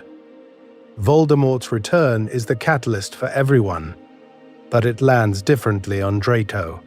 For Harry, the graveyard is a shattering revelation. For Draco, it's confirmation the monster from his nursery nightmares is real again. The hushed arguments through thin manor walls, the names whispered after bedtime, the dark mark glimpsed on a forearm he was never meant to see. None of it was just a child's confusion. This changes everything, because the future he's been dreading since he could form coherent memories has finally arrived. And with it, the pressure at home spikes. In canon, Lucius's mask of respectability cracks after the Department of Mysteries. Here, it starts to crack the second the dark mark burns again. Lucius isn't just a distant, demanding father. He's suddenly busy at all hours, called to meetings, returning with ash on his robes and a brittle edge to his temper. Means he starts looking at Draco less as a son and more as an asset. Neutrality stops being an option the moment our Lord rises in family conversation and Narcissa's teacup trembles ever so slightly. This isn't a story about a boy choosing a house and then some pranks get meaner. It's about two children being dragged along opposite vectors of the same war. Harry moves from ignorance to reluctant leadership, pushed forward by prophecy and Dumbledore's expectations. Draco moves from fearful awareness to coerced complicity, pulled backward by blood, oath, and a manor full of secrets. They become tragic foils, the boy who never knew the First War, and the boy who can't forget it. Under that strain, Draco's usual coping mechanisms start to fail. Bullying mudbloods, sneering at Weasley poverty, bragging about his father's connections. Those habits worked when the worst consequence was detention. But because the stakes are now Azkaban, torture, and the cruciatus he once heard through closed doors, the performance rings hollow even to him. The louder he talks in the Great Hall, the quieter he is alone in the Slytherin dormitory, staring at the green-lit ceiling and counting how many classmates might end up on opposite sides of a battlefield. Pattern interrupt. Imagine him trying to hex Harry's back on the train, and his hand actually shakes, not from lack of hatred, but from too much context. So, let's explore the real question this timeline forces.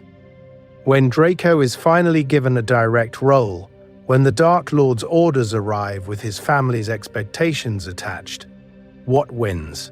The living memories of screams in Malfoy Manor's drawing room, or the need to protect his parents by playing the perfect heir?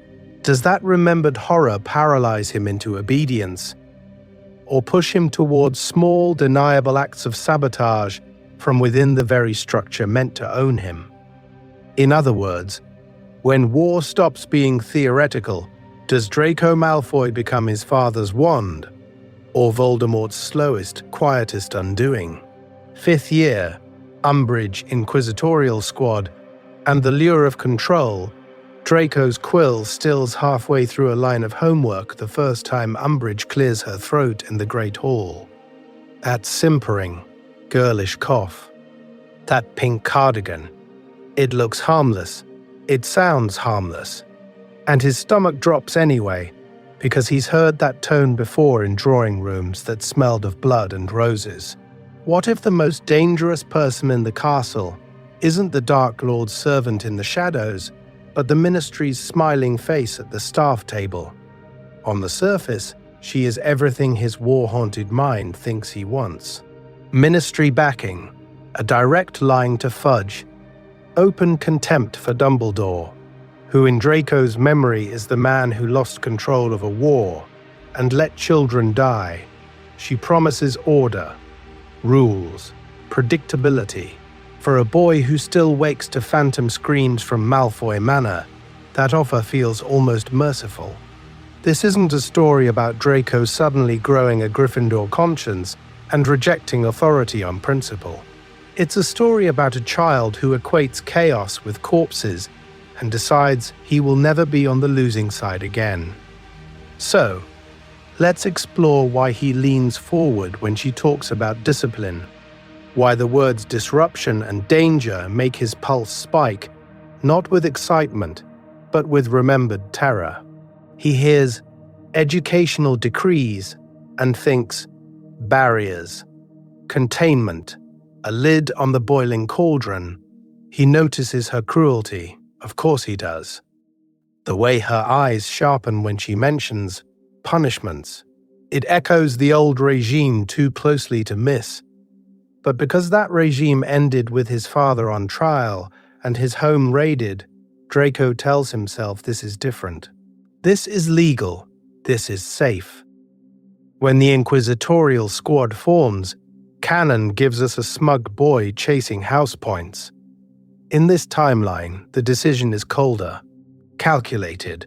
He watches Umbridge humiliate McGonagall, sees the staff's quiet fury, and recognizes a familiar pattern.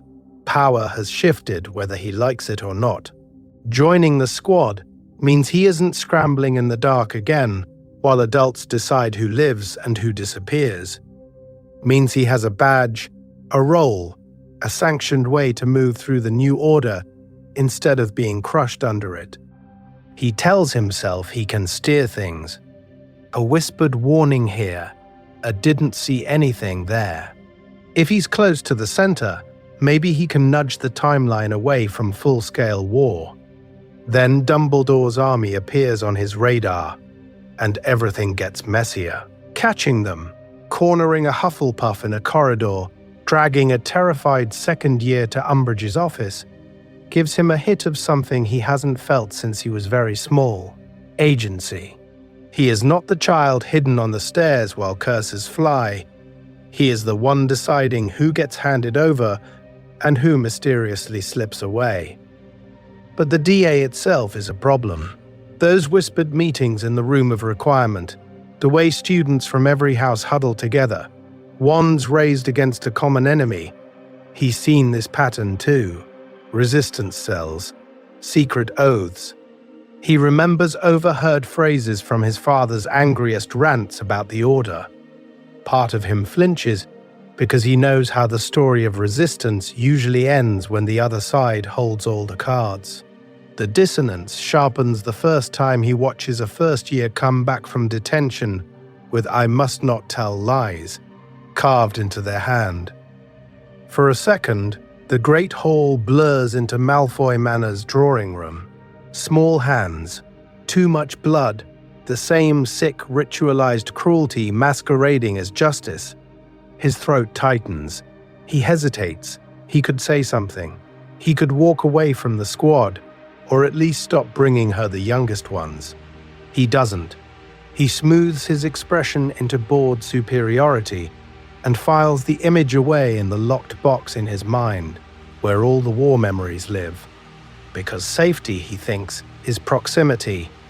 If he steps back now, he loses what little control he's carved out. This changes everything about how we read his smirks and taunts. They're not just cruelty, they're armor. Every report he makes to Umbridge is a wager that being useful to power will keep that power from turning on him.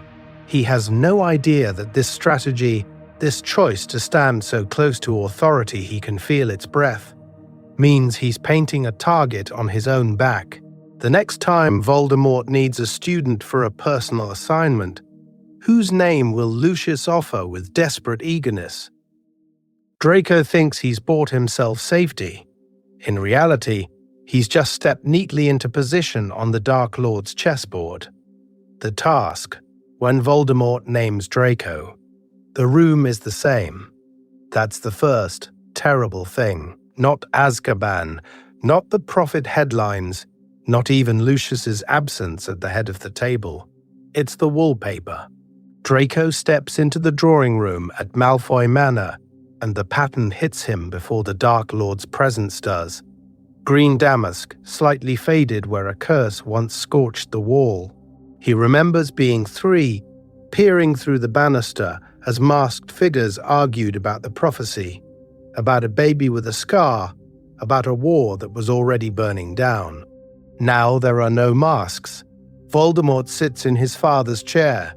Lucius's cane rests against the mantelpiece, abandoned, a prop waiting for an actor who will not come on stage.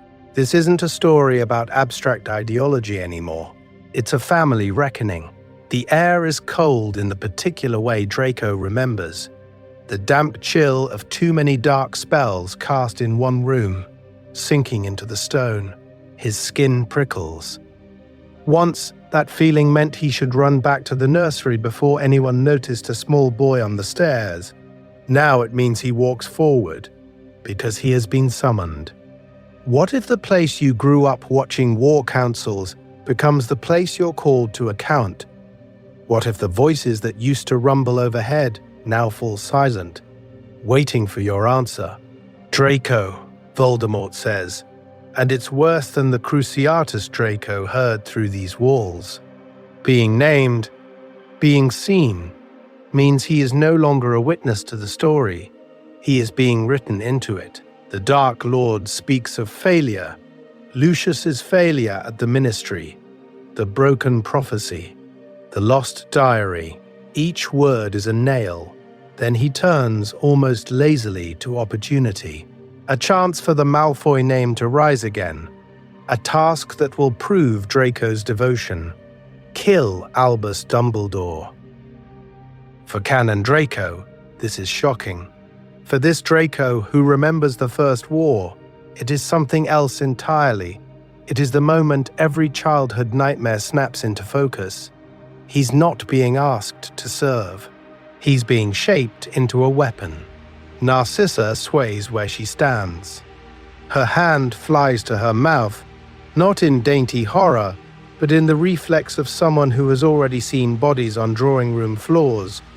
She has spent years trying to protect her son from the worst memories lodged in his own house. Now the house is turning on him. Snape steps forward with his vow, his voice measured, his eyes unreadable. Draco watches the unbreakable vow form, pale fire on pale skin, and all he can think is, I've seen vows before. Oaths to the Dark Lord, oaths to the Ministry, Promises that the war would end by Christmas. Promises that children would be safe. He knows how those ended, so when his mother clutches at Snape's sleeve, when Snape swears to protect Draco, the boy doesn't feel saved. He feels managed. Moved on the board. Two adults playing at control in a timeline where control is an illusion. What if this is just another promise that will break under pressure? What if the magic holds and the intent fails? What if the only thing truly unbreakable here is the path he's being pushed down? Draco leaves the room, walking carefully, as if sudden movement might draw a curse. His mind has gone oddly quiet. No protests. No plans. Just a numb calculation. Dumbledore dies. Or I do. Or Mother does. Or Father rots in Azkaban forever. And we all wish we had. This changes everything, but not in the heroic way stories promise. It narrows his world to a single awful corridor. He doesn't resolve to become a killer. He resolves to keep moving because stopping feels indistinguishable from dying. So, let's explore what happens when a boy with war already in his bones walks into Hogwarts next term, carrying this assignment. Because the first person who notices that Draco Malfoy has gone quiet might change the entire war. 6th year. The Room of Requirement as a war bunker. The first time Draco locks the Room of Requirement behind him that year, it doesn't become a workshop. It becomes a bunker. 4 stone walls, a single broken vanishing cabinet, and a boy who has already survived one war being drafted into the second. Canon gives us an obsessed Draco, tracing runes and muttering to himself. Here, that obsession is a trauma response. What if every miscast charm on the cabinet doesn't just mean failure, but flashes him back to Malfoy Manor, to the way his father's hand shook after the trials, to the hiss of the word traitor in the Prophet? He throws himself at the cabinet with that same narrow survival-driven focus he had as a child, counting the seconds between screams downstairs. Success isn't ambition. Success is the only way to protect his parents from the thing that already ruined his childhood. This isn't a story about a boy who suddenly discovers fear. Draco has been afraid since before he could spell his own name. The difference now is that Hogwarts, which once felt like a reprieve from the manor's shadows, is being quietly turned into another front line. Every time he slips into the room, he's back in a war corridor. Doors sealed, contingency plans, no witnesses. So when we reach that bathroom scene with Harry, the stakes shift. He isn't just stressed about exams and a dark mark recruitment deadline. He's having a full-blown trauma episode. What if the sight of his own reflection, pale and hollow-eyed, overlaps with memories of masked faces reflected in dark windows at the manor? When he screams that he has to do this, it isn't teenage melodrama. It's a child's logic returning. If he fails, someone screams again. Someone dies. Maybe this time it's his mother. Back in the room, alone, the cabinet looms. The castle creaks. In canon, it's atmospheric. Here, the sound design of his memory takes over. A shifting stone becomes the crack of a curse. A gust through the rafters becomes that high, cold laughter he heard once through a locked door. He presses his hands over his ears, but the room is merciless. It gives him what he needs, and what he needs is to remember how bad it was, if he even thought of disobeying. He collapses, not because he's weak, but because the task is asking him to become the monster from his childhood nightmares. This changes everything about how he deals with Snape. On the surface, Draco resents the interference, snapping that he doesn't need help. Underneath, there's something grudging and raw. Snape is proof that someone can walk out of a war alive after playing both sides. Means he becomes a twisted, unwilling role model. Draco watches him the way a drowning person watches a distant swimmer. Furious, suspicious, and desperately hoping he knows a way through. And then we climb the astronomy tower. Dumbledore disarmed, wand gone, the night wind cutting through Draco's soaked robes. In canon, his wand shakes because he's a boy who doesn't want to kill. Here, the tremor runs deeper. He's standing at the exact crossroads his childhood self always feared. Pull the trigger, and he isn't just murdering a headmaster. He's choosing to be the thing he hid from under nursery blankets, while Malfoy Manor echoed with war. The war that once happened around him is now waiting in his own hand. So the question hanging in the air with that raised wand isn't only, will Draco Malfoy kill? It's, will he finally become what growing up in that house was training him to be? Because whichever way he moves next, the timeline of this war bends around that choice. So, let's explore what happens if he can't make himself say the words. Draco's wand doesn't lower.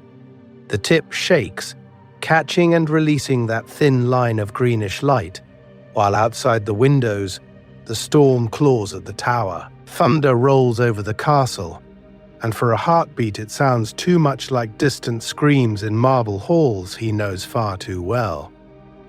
Dumbledore's voice cuts through the wind. Not sharp, not pleading, just steady. Draco. He says his name the way no one at Malfoy Manor ever did, as if it belongs to a boy and not a legacy.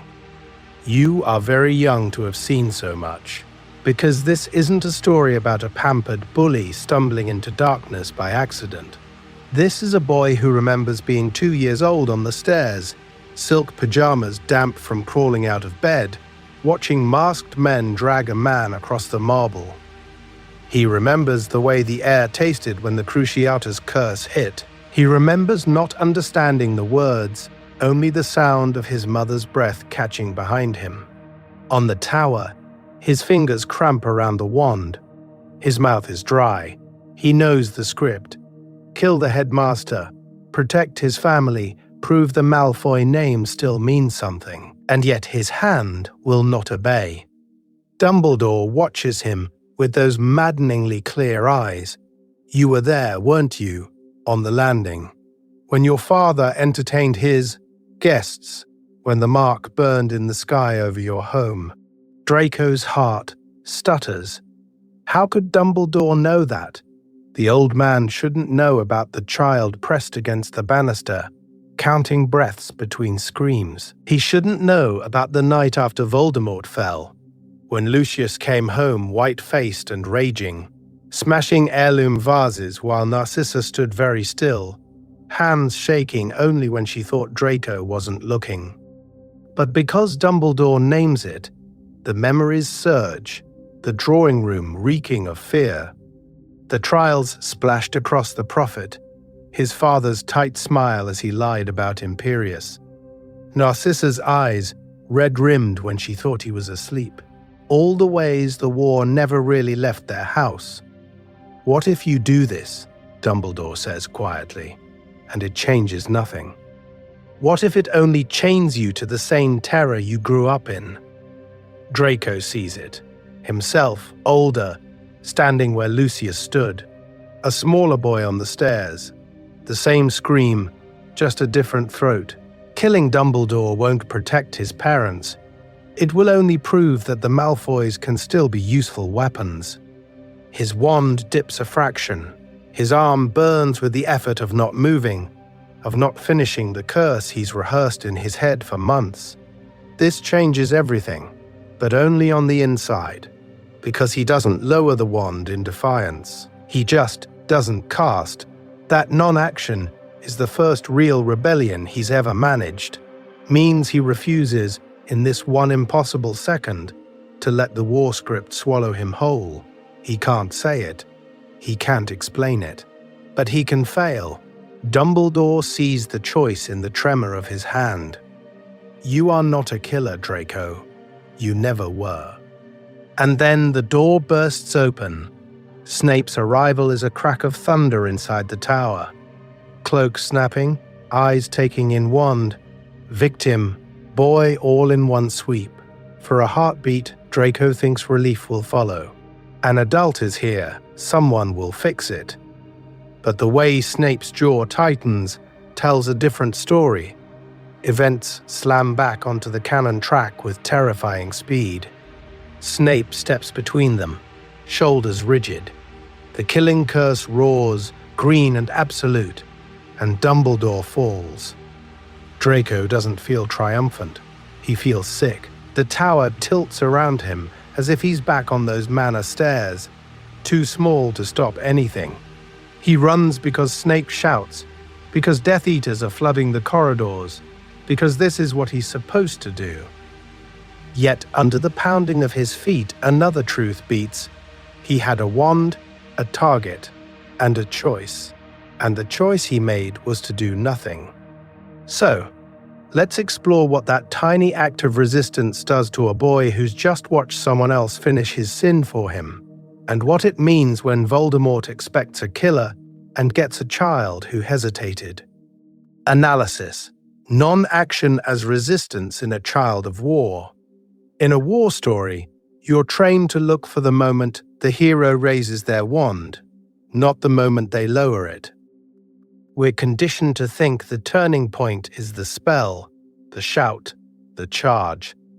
But for this Draco, the turning point is the hesitation, the non-action, the choice to let his arm tremble instead of strike. Stories, especially in this canon timeline, love grand gestures. Harry on a broom chasing the snitch. Harry in a graveyard facing Voldemort. Harry walking into the forest. Those are visible cinematic acts of courage. This isn't a story about competing with that. For a boy who grew up under chandeliers that have seen unforgivables cast beneath them, the most radical act might be refusing to do what every adult around him has silently agreed is inevitable. Because remember what his growing up looked like. Other children heard bedtime stories. Draco heard trials discussed over brandy. He remembers Lucius's voice, low and furious, hissing about the Wizengamot and the Imperious defense. He remembers the way the drawing room felt colder after certain names were spoken. He remembers, in flashes, masked figures in their home when he was very small. The way the air tasted metallic after curses were used in anger. So when Dumbledore's death is handed to him as an assignment, it isn't abstract. It's not a dark mark on a chalkboard. It's the dark mark over a house he once saw through a nursery window. Killing Dumbledore would not be his first exposure to atrocity. It would be his first time stepping into the role he has watched since he was a toddler. His refusal to say the words, to make the wand movement, means he consciously breaks a pattern he's been primed to repeat his entire life. Set that against Harry. Harry's relationship to that origin night is absence and scar tissue. He runs toward danger because the worst has already happened to him, and he doesn't remember it. He is trying to stop it from happening to anyone else. Draco's relationship to that same night is memory and dread, means he steps back from danger, not out of cowardice, but because he knows exactly what happens when boys obey men with serpents on their arms. Harry's heroism is active. He throws himself between the world and Voldemort. Draco's is subtractive. He withholds the harm he has been ordered to inflict. One rushes in, the other refuses to follow. And there is no glory in that refusal. No cheering crowd, no statue, no chocolate frog card. Publicly, Draco is still the boy with the dark mark, the failed assassin, the coward who couldn't finish what he started. He's hunted by both sides, trapped in a manor that has become a headquarters again, watching other people do the killing he couldn't. His tiny act of defiance is known to a handful of people, most of whom are dead or compromised by the war. The cost is all internal.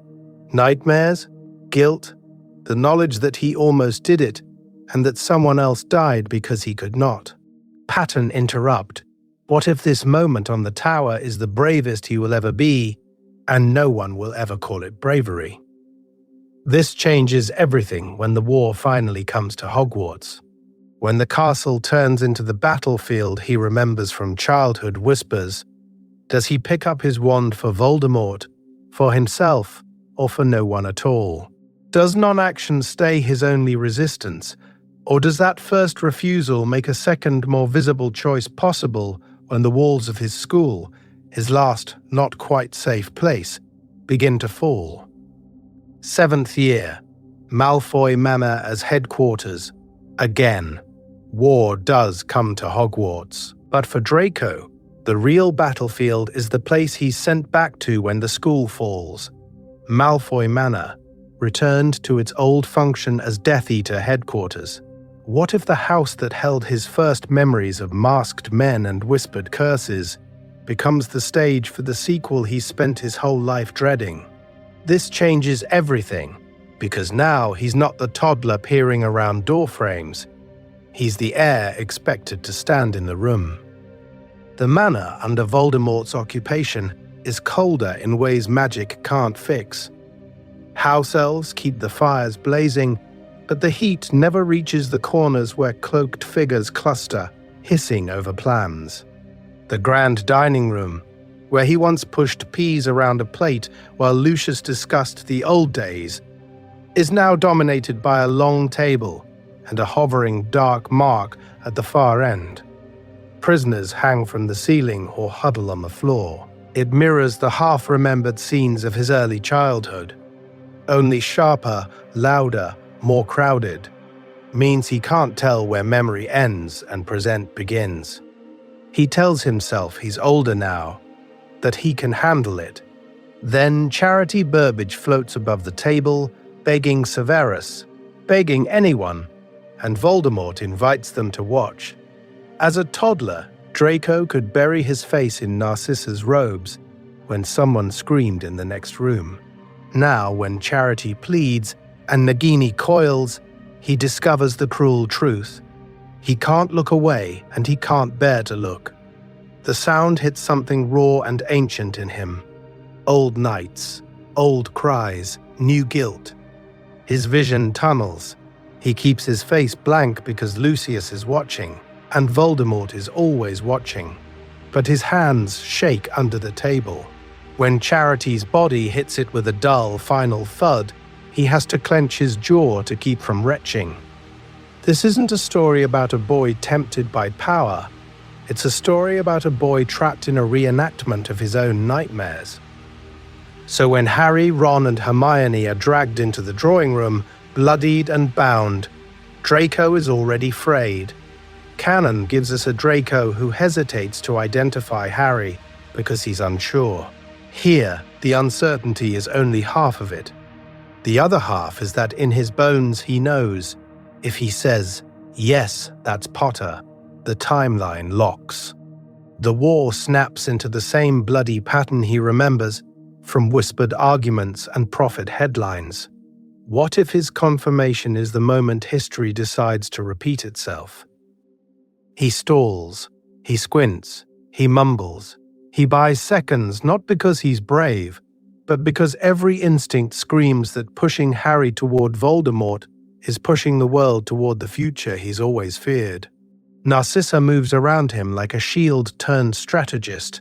She lies, she downplays, she nudges Lucius away from rash decisions, and steers Draco out of rooms just before curses start flying. It's the same instinct that once meant covering his ears when the adults raised their voices, now scaled up to life and death stakes.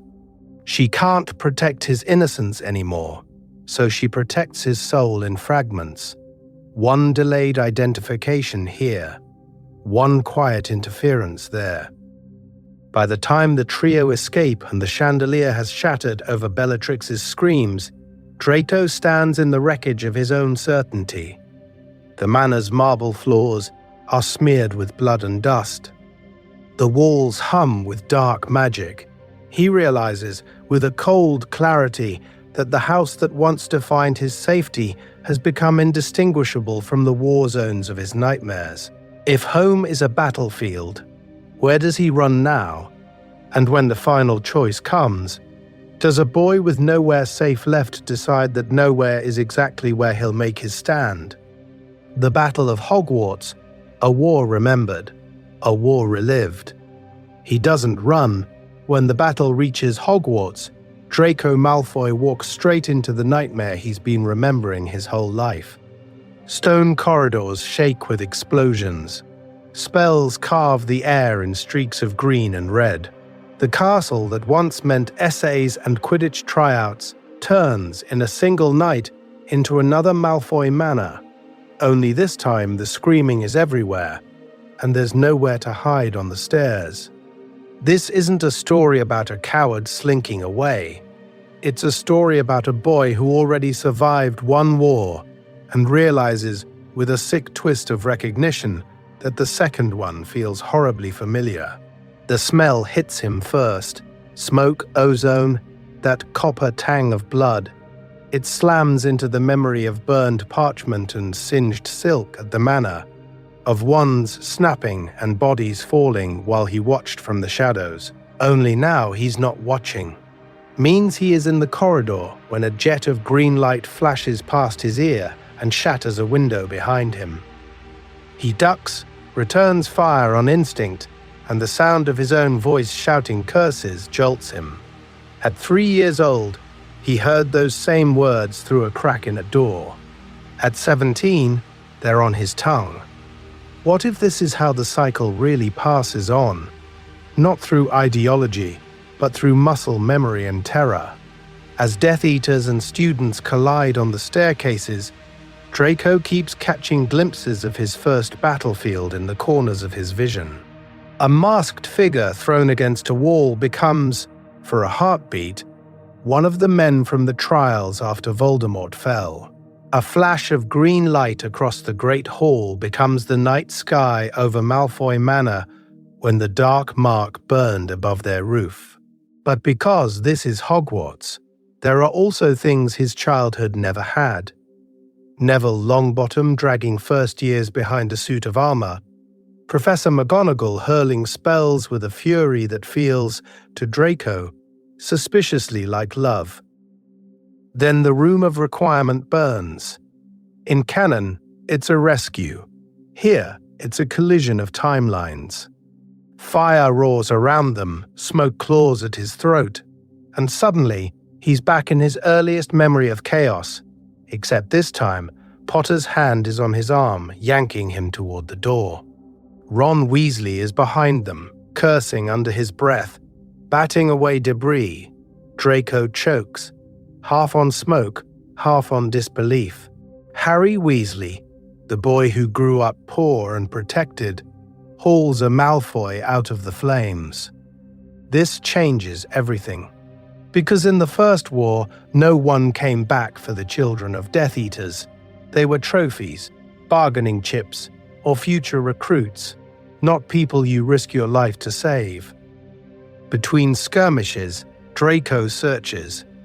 Through crowds of dueling bodies in the courtyard, along blood-slick flagstones in the entrance hall, he hunts for a flash of platinum hair, a familiar cane, his mother's trembling hands.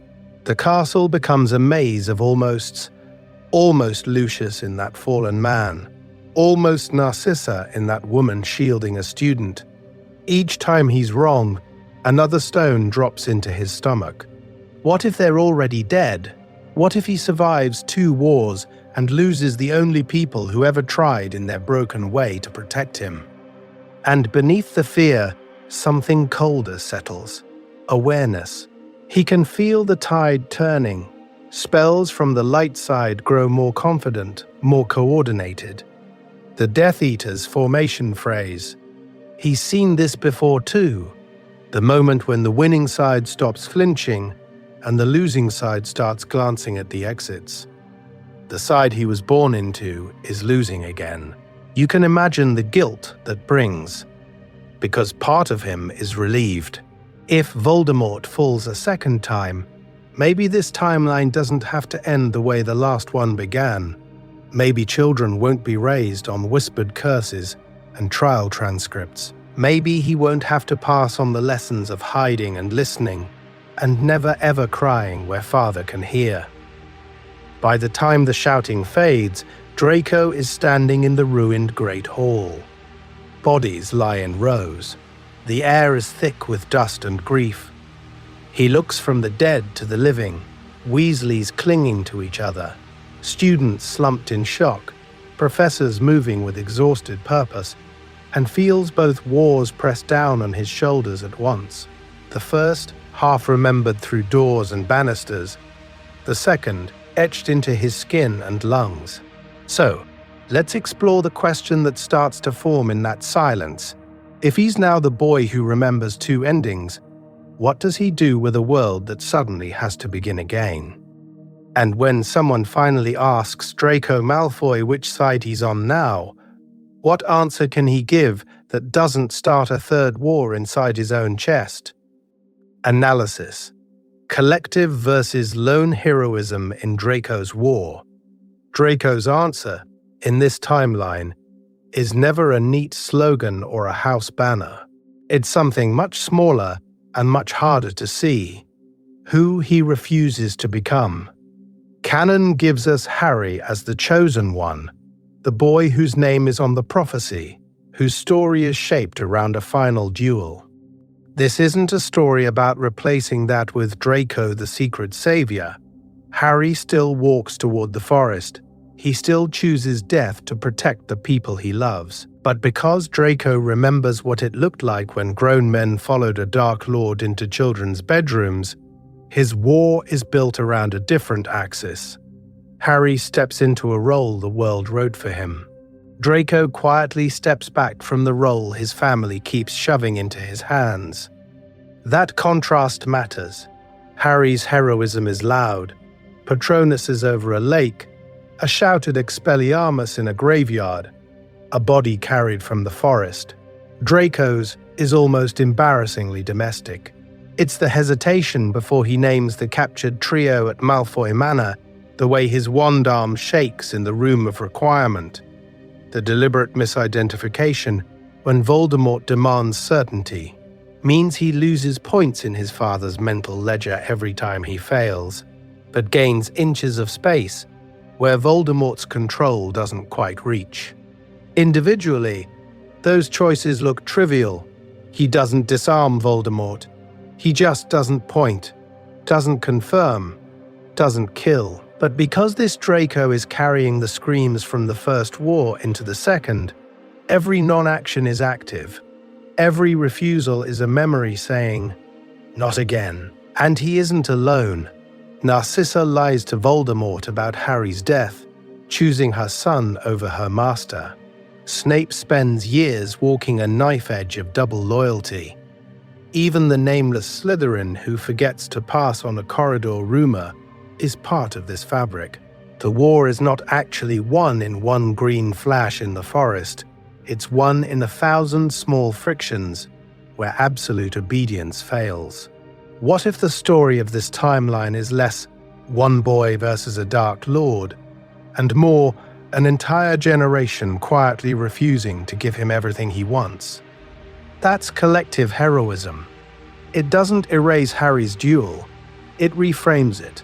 His final stand only works because the system around Voldemort is already leaking.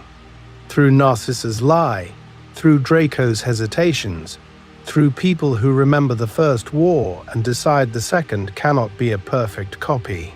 Pattern interrupt for a second. Imagine a ministry hearing 10 years later, reporters waiting for Harry's statement, and it's Draco who can list in precise detail what children saw at Malfoy Manor in both wars. This changes everything. A former child antagonist becomes the most accurate living archive of magical Britain's worst days. Means he walks through a rebuilt Hogwarts knowing where the bodies fell in two separate timelines, while many celebrated heroes only remember one set of scars. So, let's explore the uncomfortable question that raises, what does it mean for a society when the boy it once booed at Quidditch now holds the clearest, if most haunted, memory of why never again has to mean something. And if that memory is the thing that finally pushes Draco Malfoy to speak out loud, not just hesitate in the dark, who listens? Aftermath. A Malfoy in a world that wants to forget. So what happens when he does speak, and the war still refuses to end? The trials are public theatre. Draco sits in the gallery while Lucius stands in the dock, and both timelines grind against each other in his head. He remembers this pose, this plea of Imperius, from the first aftermath. He remembers who walked free and who didn't. This time, he's not a toddler chasing peacocks on the lawn. He's a young man who watched murders in his drawing room. Means he hears every gasp from the crowd and thinks, quietly, "You have no idea." Acquittal doesn't mean acceptance. The Malfoy name survives on parchment, but not in whispers. When he walks through Diagon Alley, mothers pull their children closer. Shopkeepers go stiff and polite. The prophet runs tidy narratives of redemption and reconciliation. But because Draco remembers both wars, he can see the edits. This isn't a story about simple villains forgiven by a generous society. It's a story about people who want to close the book before reading the last, ugliest chapter. At the manor, closing the book isn't an option. The house remembers. There are rooms that still echo with screams only he can place in time. That was the first war. That was the second. That was the night he watched a classmate die on his floor. He tears down the peacock feather wallpaper in the corridor where prisoners once staggered.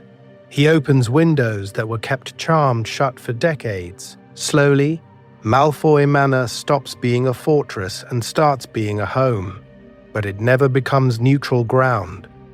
How could it, when every hallway is a footnote to a war the Ministry would prefer summarized in 3 lines? Astoria walks into this haunted architecture with her eyes open. In canon, she's fragile, marked by a blood curse. Here, she's also marked by a different kind of inheritance, a family that chose to step away from Death Eaters early and paid for it in social capital. She understands the cost of refusing the party line. When Draco tells her, haltingly, about the 2 wars he remembers, she doesn't flinch. She just asks, "What do you want Scorpius to know?"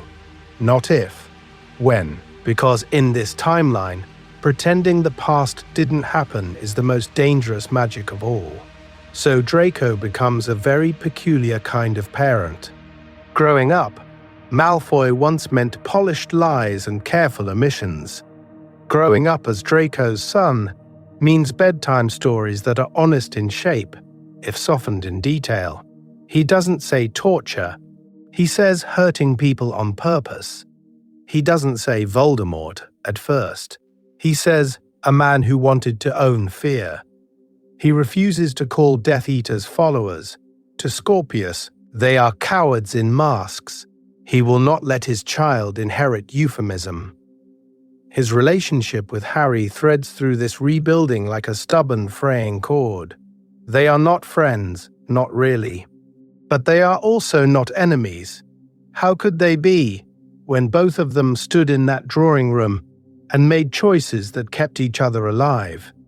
There are awkward nods at ministry functions, a stilted conversation at a memorial where Harry, weary, admits, "I don't remember the First War at all." Draco, equally weary, replies, "I remember too much of both."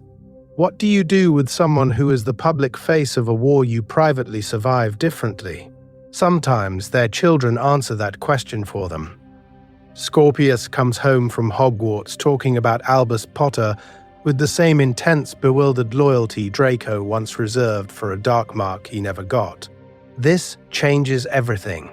It means the old story is over whether Draco is ready or not. The war has moved into a new generation's corridors, in whispers about parents and houses and names. One evening, years after the last trial, Draco stands in a quiet, restored room at Malfoy Manor. The walls are a soft, ordinary cream now. No dark mark burns above the mantle. No prisoners kneel on the rug. This is the spot where he once watched cloaked figures argue about who deserved to live. Scorpius is 11, perched on the edge of an armchair, eyes wide, already catching fragments in the world that don't make sense. Draco takes a breath. He could say, "It was complicated," and leave it there. He could say, "We made mistakes and let the word we do too much work." Instead, he sits opposite his son and begins, carefully, "When I was your age, this room was used for terrible things." He does not glorify. He does not dramatize. He names what happened, and he names it wrong. Not to burden, to warn. Because what if the only way to truly protect his child is to make sure Scorpius knows exactly what story he's growing up inside of, and how easily a proud family in a grand house can become the villains of the next timeline? And once Draco opens that door, the question isn't whether his son will listen. It's who else might hear when a Malfoy finally refuses to forget. What this AU reveals about Canon Draco, because once you hear a Malfoy refuse to forget, you can't help turning back to the boy we already know. What if Canon Draco has been carrying echoes of this AU the whole time? No clear memories, no coherent narrative, but the same war-soaked air in his lungs. This isn't a story about inventing a brand new Draco out of thin air. Canon Draco is already telling on himself. The swagger, the cruelty, the constant need to perform for an invisible audience. Those are not the habits of a child comfortable with real violence. Those are the habits of a child who has heard too many whispered names at dinner and is desperately trying to prove he belongs at the table. He mocks Ron's poverty, sneers at Hermione's blood, parrots Lucius's politics. But when real blood is on the line, he shakes, he stalls, he cries in a bathroom with his wand slipping in wet hands. So, let's explore what this AU does. Giving Draco clear, organized memories of the First War doesn't erase canon.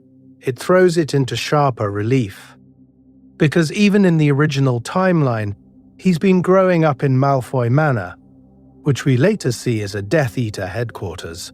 He would have absorbed tone before content, the way conversations snapped shut when he entered, the way the adults flinched at the dark mark in the sky, the way his father's voice went tight when the ministry was mentioned. He might not recall specific trials or raids, but he knows, in his bones, that loyalty is survival, and that fear is something you never admit out loud. Seen through that lens, the big Draco moments stop being contradictions and start being a single grim pattern. The bathroom breakdown in Half-Blood Prince isn't a sudden collapse of a cartoon bully.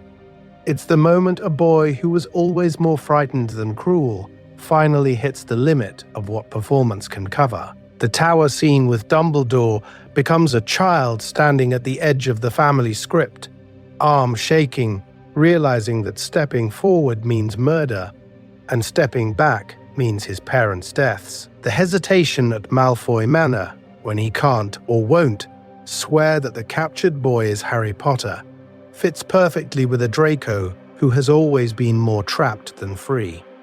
This changes everything about how we read his cowardice. Cowardice, through this AU's lens, isn't a moral footnote. It's a survival strategy taught by a house that knew what happened to those who picked the wrong side in the last war. That doesn't excuse what he does.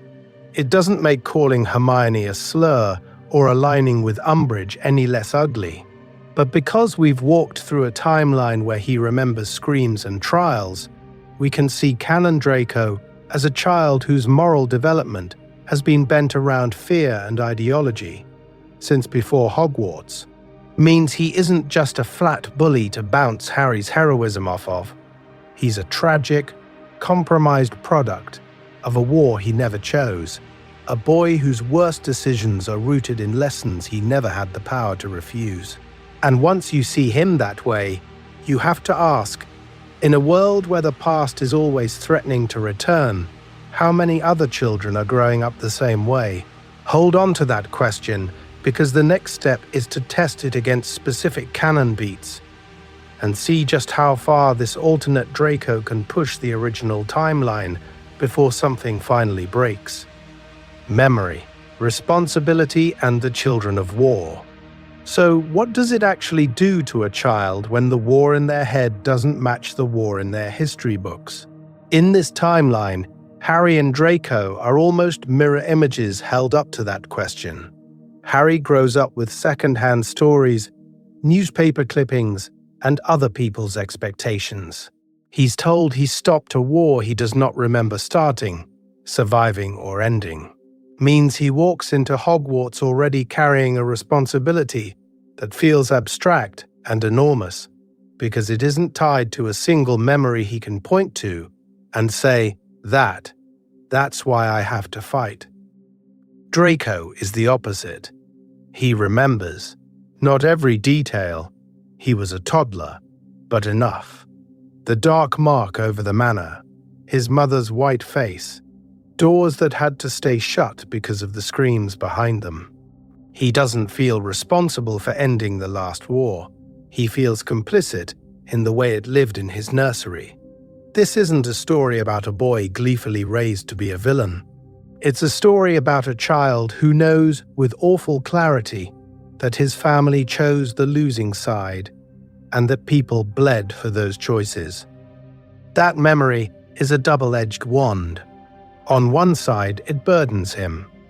When Dumbledore talks about Voldemort's fall in the Great Hall, Harry hears legend. Draco hears an echo. When students whisper about the dark mark in defense against the dark arts, Harry imagines. Draco remembers the way it glowed on his father's arm over breakfast. That hyper-awareness can freeze him. Every prank, every insult, every mudblood on his tongue isn't just schoolyard cruelty, it's a test of whether he's already walking back into the same war. But because he remembers, Draco also has a kind of power Harry doesn't. He can recognize patterns. He knows what it meant when the adults went quiet at certain names. How quickly "it will all be over soon" turned into "you must do as you're told." He can see earlier than canon that history is trying to repeat itself in Quirrell's muttered conversations, in Lucius's interest in school politics, in the way fear starts to hum under everyday life. This changes everything about how we read his sneering and his spying. Is he provoking Harry or stress-testing the boy who lived to see if this one can actually stop what's coming? That brings us to the ethics of all this. How fair is it to hold a child accountable for what he did or didn't do under coercion and indoctrination?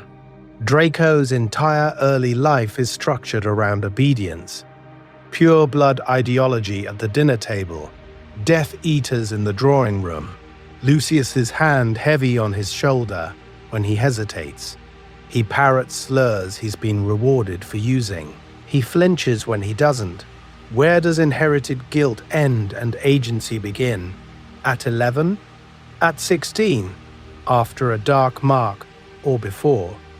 And this isn't just a magical question.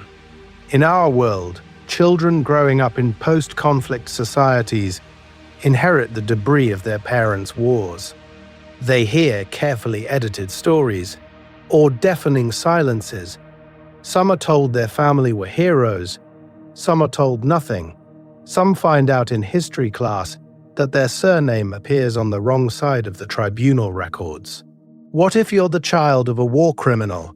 What if you're the child of a victim whose suffering is never named?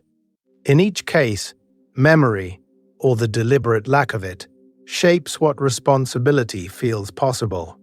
This AU pushes us to reframe the whole discussion. It doesn't just ask, what if Draco remembered the war? It asks, what do we owe the children who inherit our wars, whether they remember them or not? Protection, yes, but also honest context, space to choose differently, and systems that recognize that growing up in a battlefield of stories is its own kind of wound. Hold on to that, because when we drop this Draco into specific canon moments, we'll see exactly how that wound and that awareness start to bend the timeline. Reframing villains: Draco, Snape, and the Shades of Grey. And this is where Draco stops being just the bully on the train and starts sitting in the same haunted category as Severus Snape. Because what if we stop reading Draco as the shallow schoolyard antagonist and instead line his timeline up next to Snape's? Both boys grow up in houses where war isn't an abstract history chapter. It's in the walls. Snape hears his parents fighting, watches Death Eaters gather, clings to Lily as a lifeline. Draco toddles through Malfoy Manor, while masked men discuss raids, trials, imperious defenses. Different class, different accent, same formative lesson. Power is violent, and it chooses you before you're old enough to choose back. Canon gives us a Draco who mouths off about blood status, because that's the script he's been handed. This AU hands him something Snape also has: explicit knowledge of what Voldemort really does to people. Means he walks into Hogwarts already knowing what the Cruciatus looks like, already remembering the night the dark mark over his home finally faded. Snape, who has spent years trying to keep children from becoming the next generation of cannon fodder, now sees that awareness staring back at him in a pale, pointed face. This changes everything about their dynamic. In canon, Snape sneers at Draco's posturing, while quietly protecting him. Here, every time Draco parrots his father's politics in class, Snape hears not just arrogance but fear. He watches Draco flinch at certain names, go too still when Azkaban is mentioned. It's the recognition of another child soldier in the making. What if the most charged, unsaid conversation at Hogwarts isn't between Snape and Harry, but between Snape and a boy who already knows exactly what the Dark Lord can do, and is still being aimed at that future by his family? This isn't a story about redeeming every Death Eater with a tragic backstory. The AU actually pushes us away from those easy binaries: Death Eater versus Order, villain versus hero, Snape the double agent versus Draco the pampered bigot. Instead, it asks what survival looks like when your choices are constrained by blood, by oaths, by who holds the wand over your dinner table. It asks, how much resistance can fit into a raised eyebrow, a delayed letter, a sabotaged mission? But because we're complicating them, doesn't mean we're absolving them. Draco's trauma and limited agency explain, but do not excuse, the way he weaponizes his privilege against classmates who have much less protection than he does. The slurs, the cruelty to Hermione, the way he revels in power when it's finally handed to him during 6th year, that harm still lands. Snape's bitterness and favoritism still wound children who never chose this war at all. One of the quiet gifts of an AU like this is practice, holding multiple truths about the same person without letting any of them cancel the others out. Draco is both victim and perpetrator, frightened child and smug bully, someone who desperately does not want another war, and someone who helps build the scaffolding for it. Snape is both abuser and guardian, both the man who terrorizes Neville and the one who stands between Draco and a task that will break him. So, let's explore what happens when those layered, compromised adults collide with a Hogwarts full of children who are suddenly much more awake to the cost of the games being played over their heads. If Draco spoke, the untold history of the war. So imagine the silence breaking, not in a duel, not in a flash of green light, but in a ministry hearing room where the walls remember too many lies. An older Draco Malfoy sits under the enchanted ceiling, pale as ever, but this time he isn't flanked by lawyers. He's flanked by memories. The chair witch clears her throat, quill poised. "Mr. Malfoy, Tell us what happened at Malfoy Manor. This isn't a story about a redemption speech that makes everyone clap politely and forgive him. This is a story about what happens when someone who grew up in the heart of the war refuses to keep the family secrets anymore. Because in this timeline, Draco has been remembering since childhood. Means he has 3 decades worth of nightmares to turn into sentences. He talks about the parlor, the one with the peacocks in the garden just beyond the glass. About the long table where guests were laid out for inspection. About the night Charity Burbage hung over it, begging. He names the Death Eaters who laughed, the ones who looked away, the one who hesitated and left early. He describes his mother's hands shaking as she poured wine. He admits which rooms were used to store wands that never went back to their owners. In another version of this story, that testimony never leaves the room. The ministry buries it, calls it too inflammatory, files it under restricted. But because he also writes it down, because he publishes a memoir that calmly details both wars through the corridors of Malfoy Manor, the truth won't stay politely contained. This changes everything. The backlash is immediate. Old, pure-blood families send howlers and solicitors, accusing him of betrayal, of airing private matters that do not concern the public. They whisper that he's unstable, that his war memories have twisted him. Victims' families, meanwhile, stand up in crowded bookshops and ask the question the Wizengamot didn't. If you remembered all this, why didn't you speak sooner? And in quiet offices, ministry officials panic, because those pages also expose who delayed raids, who lost files, who accepted Malfoy gold. But here's the thing. The damage isn't the whole story. The healing sits right beside it. For the first time, younger witches and wizards hear an unvarnished account of what war looked like from inside a Death Eater household. Not the grand cannon duels, but the Tuesday nights when a child ate dinner downstairs while screams echoed through the floor. What if that becomes required reading at Hogwarts, alongside defensive magical theory and Hogwarts a history? Draco's choice to speak is his final deliberate break from his childhood conditioning. The boy who was taught that secrecy would protect his family now decides that secrecy only protected the people who built the war. Choosing transparency doesn't absolve him. It doesn't erase what he did or failed to do, but it means he's no longer collaborating with silence. And so his memories, once a private torment, become a public record. Messy, contested, argued over in classrooms and kitchens. A painful foundation for a more honest post-war society. But if Malfoy Manor's doors are finally flung open on the page, whose doors have to open next? Circling back, the boy on the stairs revisited. So, let's explore that last question by going back to the first image we ever had of him. A staircase, Malfoy Manor breathing around it like a living thing, and on the third step from the top, a very small boy in 2 perfect pajamas, fists white around the banister, listening to the muffled screams bleeding through enchanted stone. We saw this at the beginning as a mystery, the dark mark fading on Lucius's arm, Narcissa's wand hand shaking, the air thick with smoke and spent curses.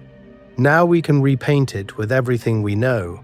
We know that downstairs, men who would later swear they were Imperiused are arguing about how to stay out of Azkaban. We know that one of them is already planning to slip a diary into a little girl's cauldron. We know that on the landing, Draco is not just scared, he is encoding a template for the rest of his life. Means he grows up with war not as a legend, but as a sound, a smell, a pattern of footsteps that precedes bad news. When he walks into Hogwarts at 11 in this timeline, he's not just parroting pureblood lines, he's testing every corridor for echoes of that night. On the tower, years later, The helplessness of that toddler is still in him. He is again the boy on the stairs, only now the banister is a wand and the screaming is still in the future. Canon gives us a Draco who can't cast the killing curse because he's a coward or a child. This changes everything. Here, his hand shakes because he remembers what happens after someone falls. The trials, the lies, his mother's silence. He doesn't act, and that non-action is a choice, tiny but real, against becoming the man downstairs. At Malfoy Manor, when the Snatchers bring Harry and Ron and Hermione, we can see the same split screen.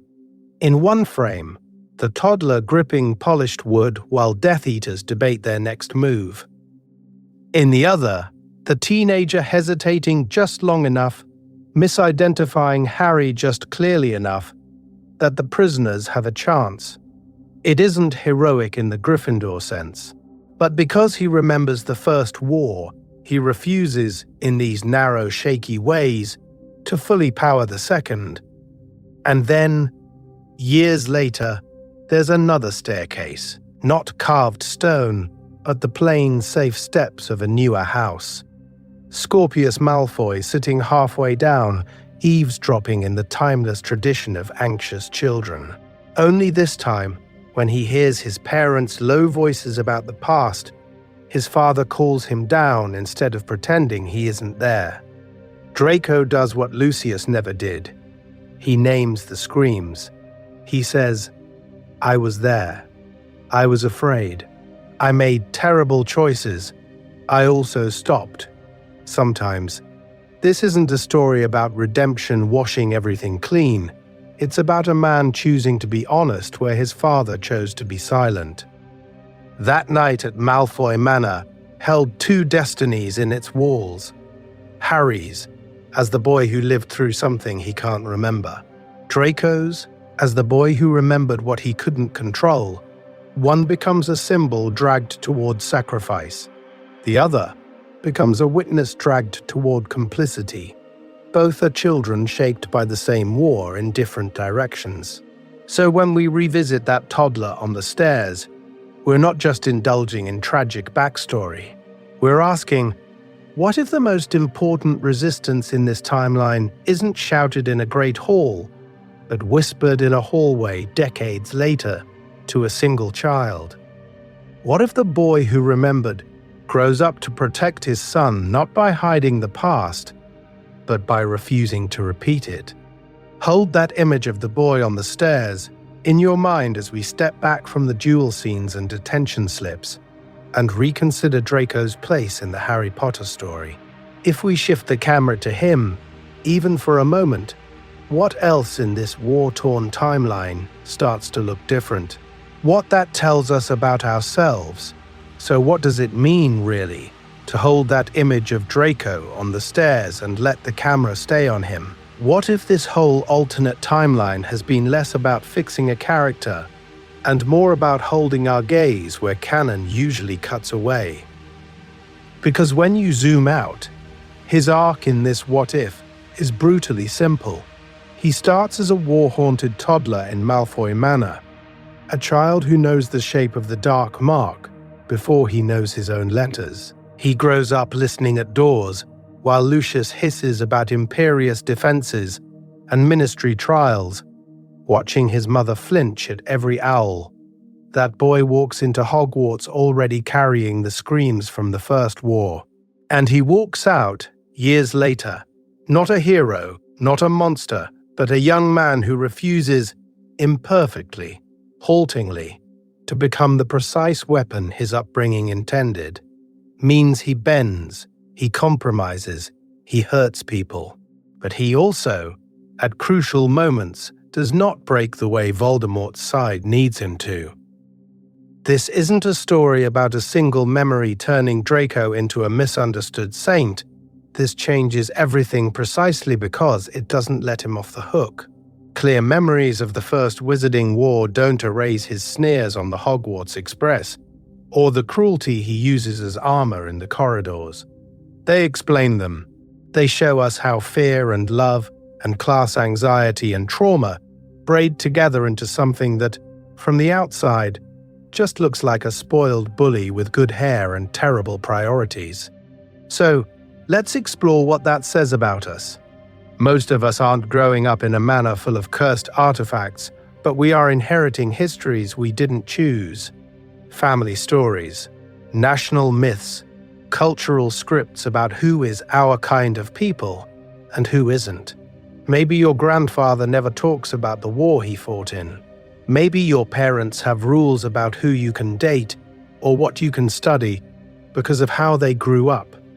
Maybe your country tells one polished version of its past in textbooks, and you only learn the rest in whispers. Faced with that, we all end up in some version of Draco's corridor.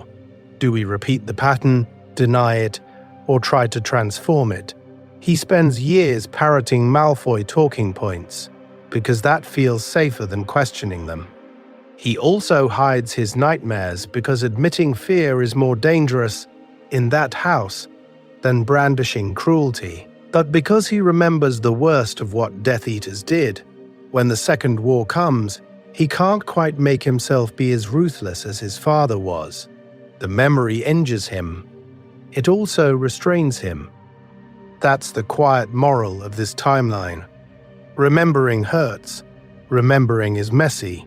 But remembering is also the first wobbly step toward refusing to reenact the damage, even in small, almost invisible ways. Maybe that means speaking up at a family dinner. Maybe it means refusing a joke that punches down.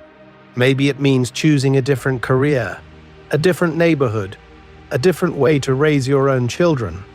And if giving Draco his memories can complicate him this much, what does that suggest about every so-called villain in our stories and in our world?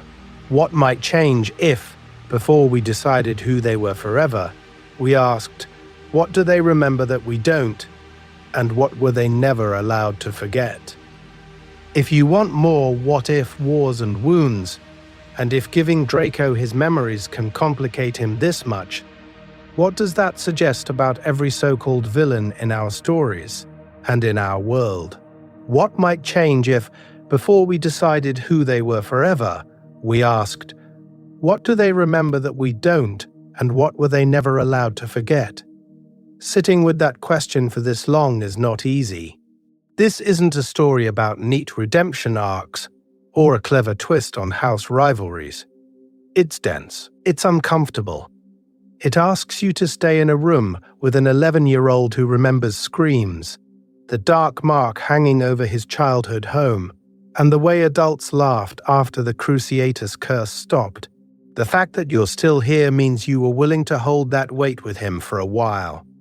So, if this war-marked Draco opened something up for you, what if we keep going? What if Snape remembered Lily differently?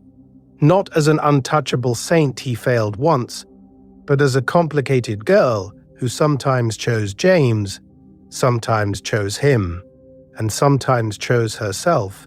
What does that do to the way he teaches Harry, to the way he patrols those corridors at night, to the moment on the astronomy tower when he has to raise his wand? This changes everything about how we read the word coward. What if Neville had been the chosen one in truth, not just in prophecy footnotes? Imagine him growing up under that pressure, Gran reminding him at breakfast that the world might literally end if he doesn't master a shield charm. Means he walks into first year already measuring himself against a prophecy instead of his parents' empty chairs. Does he still freeze in front of Snape? Or does he crack earlier, louder, in ways that force the adults to see him? What if the Weasleys had raised a different war child, some other survivor of the first timeline tucked into that sagging, beloved house? Not Harry this time, but a muggle-born whose parents never made it out of the First War, or a little Lestrange cousin no one else would take. How does that family, built on hand-me-downs and stubborn love, try to protect a child who wakes up screaming about things Molly can't fix with hot chocolate and a jumper? If you have thoughts, I don't just mean drop a comment for the algorithm. I mean, tell me which scene reframed through Draco's memories hit you hardest. Was it the train compartment, with his practiced swagger barely covering a child who's already seen trials and Azkaban? Was it the dueling club, where Expelliarmus isn't a joke but a reminder of disarming gone wrong? Or did some tiny throwaway corridor moment suddenly feel sharper because you could hear the war echoing under his words? And if this slower, more psychologically grounded style of what if worked for you, if tracing one boy's trauma through the whole timeline helped you see the canon war in a new way, there are more stories where we take other characters this seriously too. Snape walking the tightrope between spy and teacher, Neville growing up under a prophecy, a Weasley kitchen that keeps making room at the table for children who remember too much. Because sometimes, the biggest difference isn't who lives or dies, it's who remembers and what they choose to do with those memories. One last question. What do we let our children remember? Because that's the thing, isn't it? We can give Draco all these memories of war, we can watch him flinch on the Hogwarts Express and hesitate in front of the sorting hat. But it only really lands when we turn the question back on ourselves. In our world, which wars do we let our children remember? Which injustices do we teach them with names and dates and photographs? And which ones do we blur into unfortunate events and complicated times? Who decides that one genocide is a required chapter and another is a footnote? What if the most powerful spell we ever cast on history isn't Obliviate, but the school curriculum? This isn't a story about Draco Malfoy being uniquely tragic. It's about recognizing that he grows up in a house where people joke over tea about the Imperious Curse defense, where the Daily Prophet reports on Death Eater trials while he's in the next room with wooden toy brooms. That image sits right next to our own. Kids eating breakfast, while the news quietly scrolls past images of bombed cities, protests, and trials. We don't need wands for that. We just need remote controls. So, let's explore the uncomfortable parallel when we say children are too young to learn about slavery or colonialism or police violence. What are we really protecting them from? The horror itself, or the possibility that they'll start asking hard questions about the adults in charge? Draco remembering the war means he doesn't get the luxury of pretending his father's politics are harmless. What does it mean when our kids remember the names of victims before they learn the names of kings? Think about Draco on that staircase at Malfoy Manor, hearing raised voices behind closed doors, catching the words mudblood and traitor and war. Now translate that into a child overhearing arguments about refugees or protests, or which books should be banned from their school library. When we meet a problematic figure in history, or even in our own family, what changes if our first question is, what did this person grow up remembering? Means he or she or they aren't just a villain in a cleanly framed portrait. They're a kid who once sat on the stairs. So when you close this tab and go back into your own timeline, I'd love you to carry that question with you. When you see a headline about a curriculum fight or a debate over which statues stay up, ask whose memories are being protected here and whose are being erased. And if you know someone who loves digging into character psychology and war ethics in fantasy, share this video with them, not as a smash that share button moment, but as an invitation.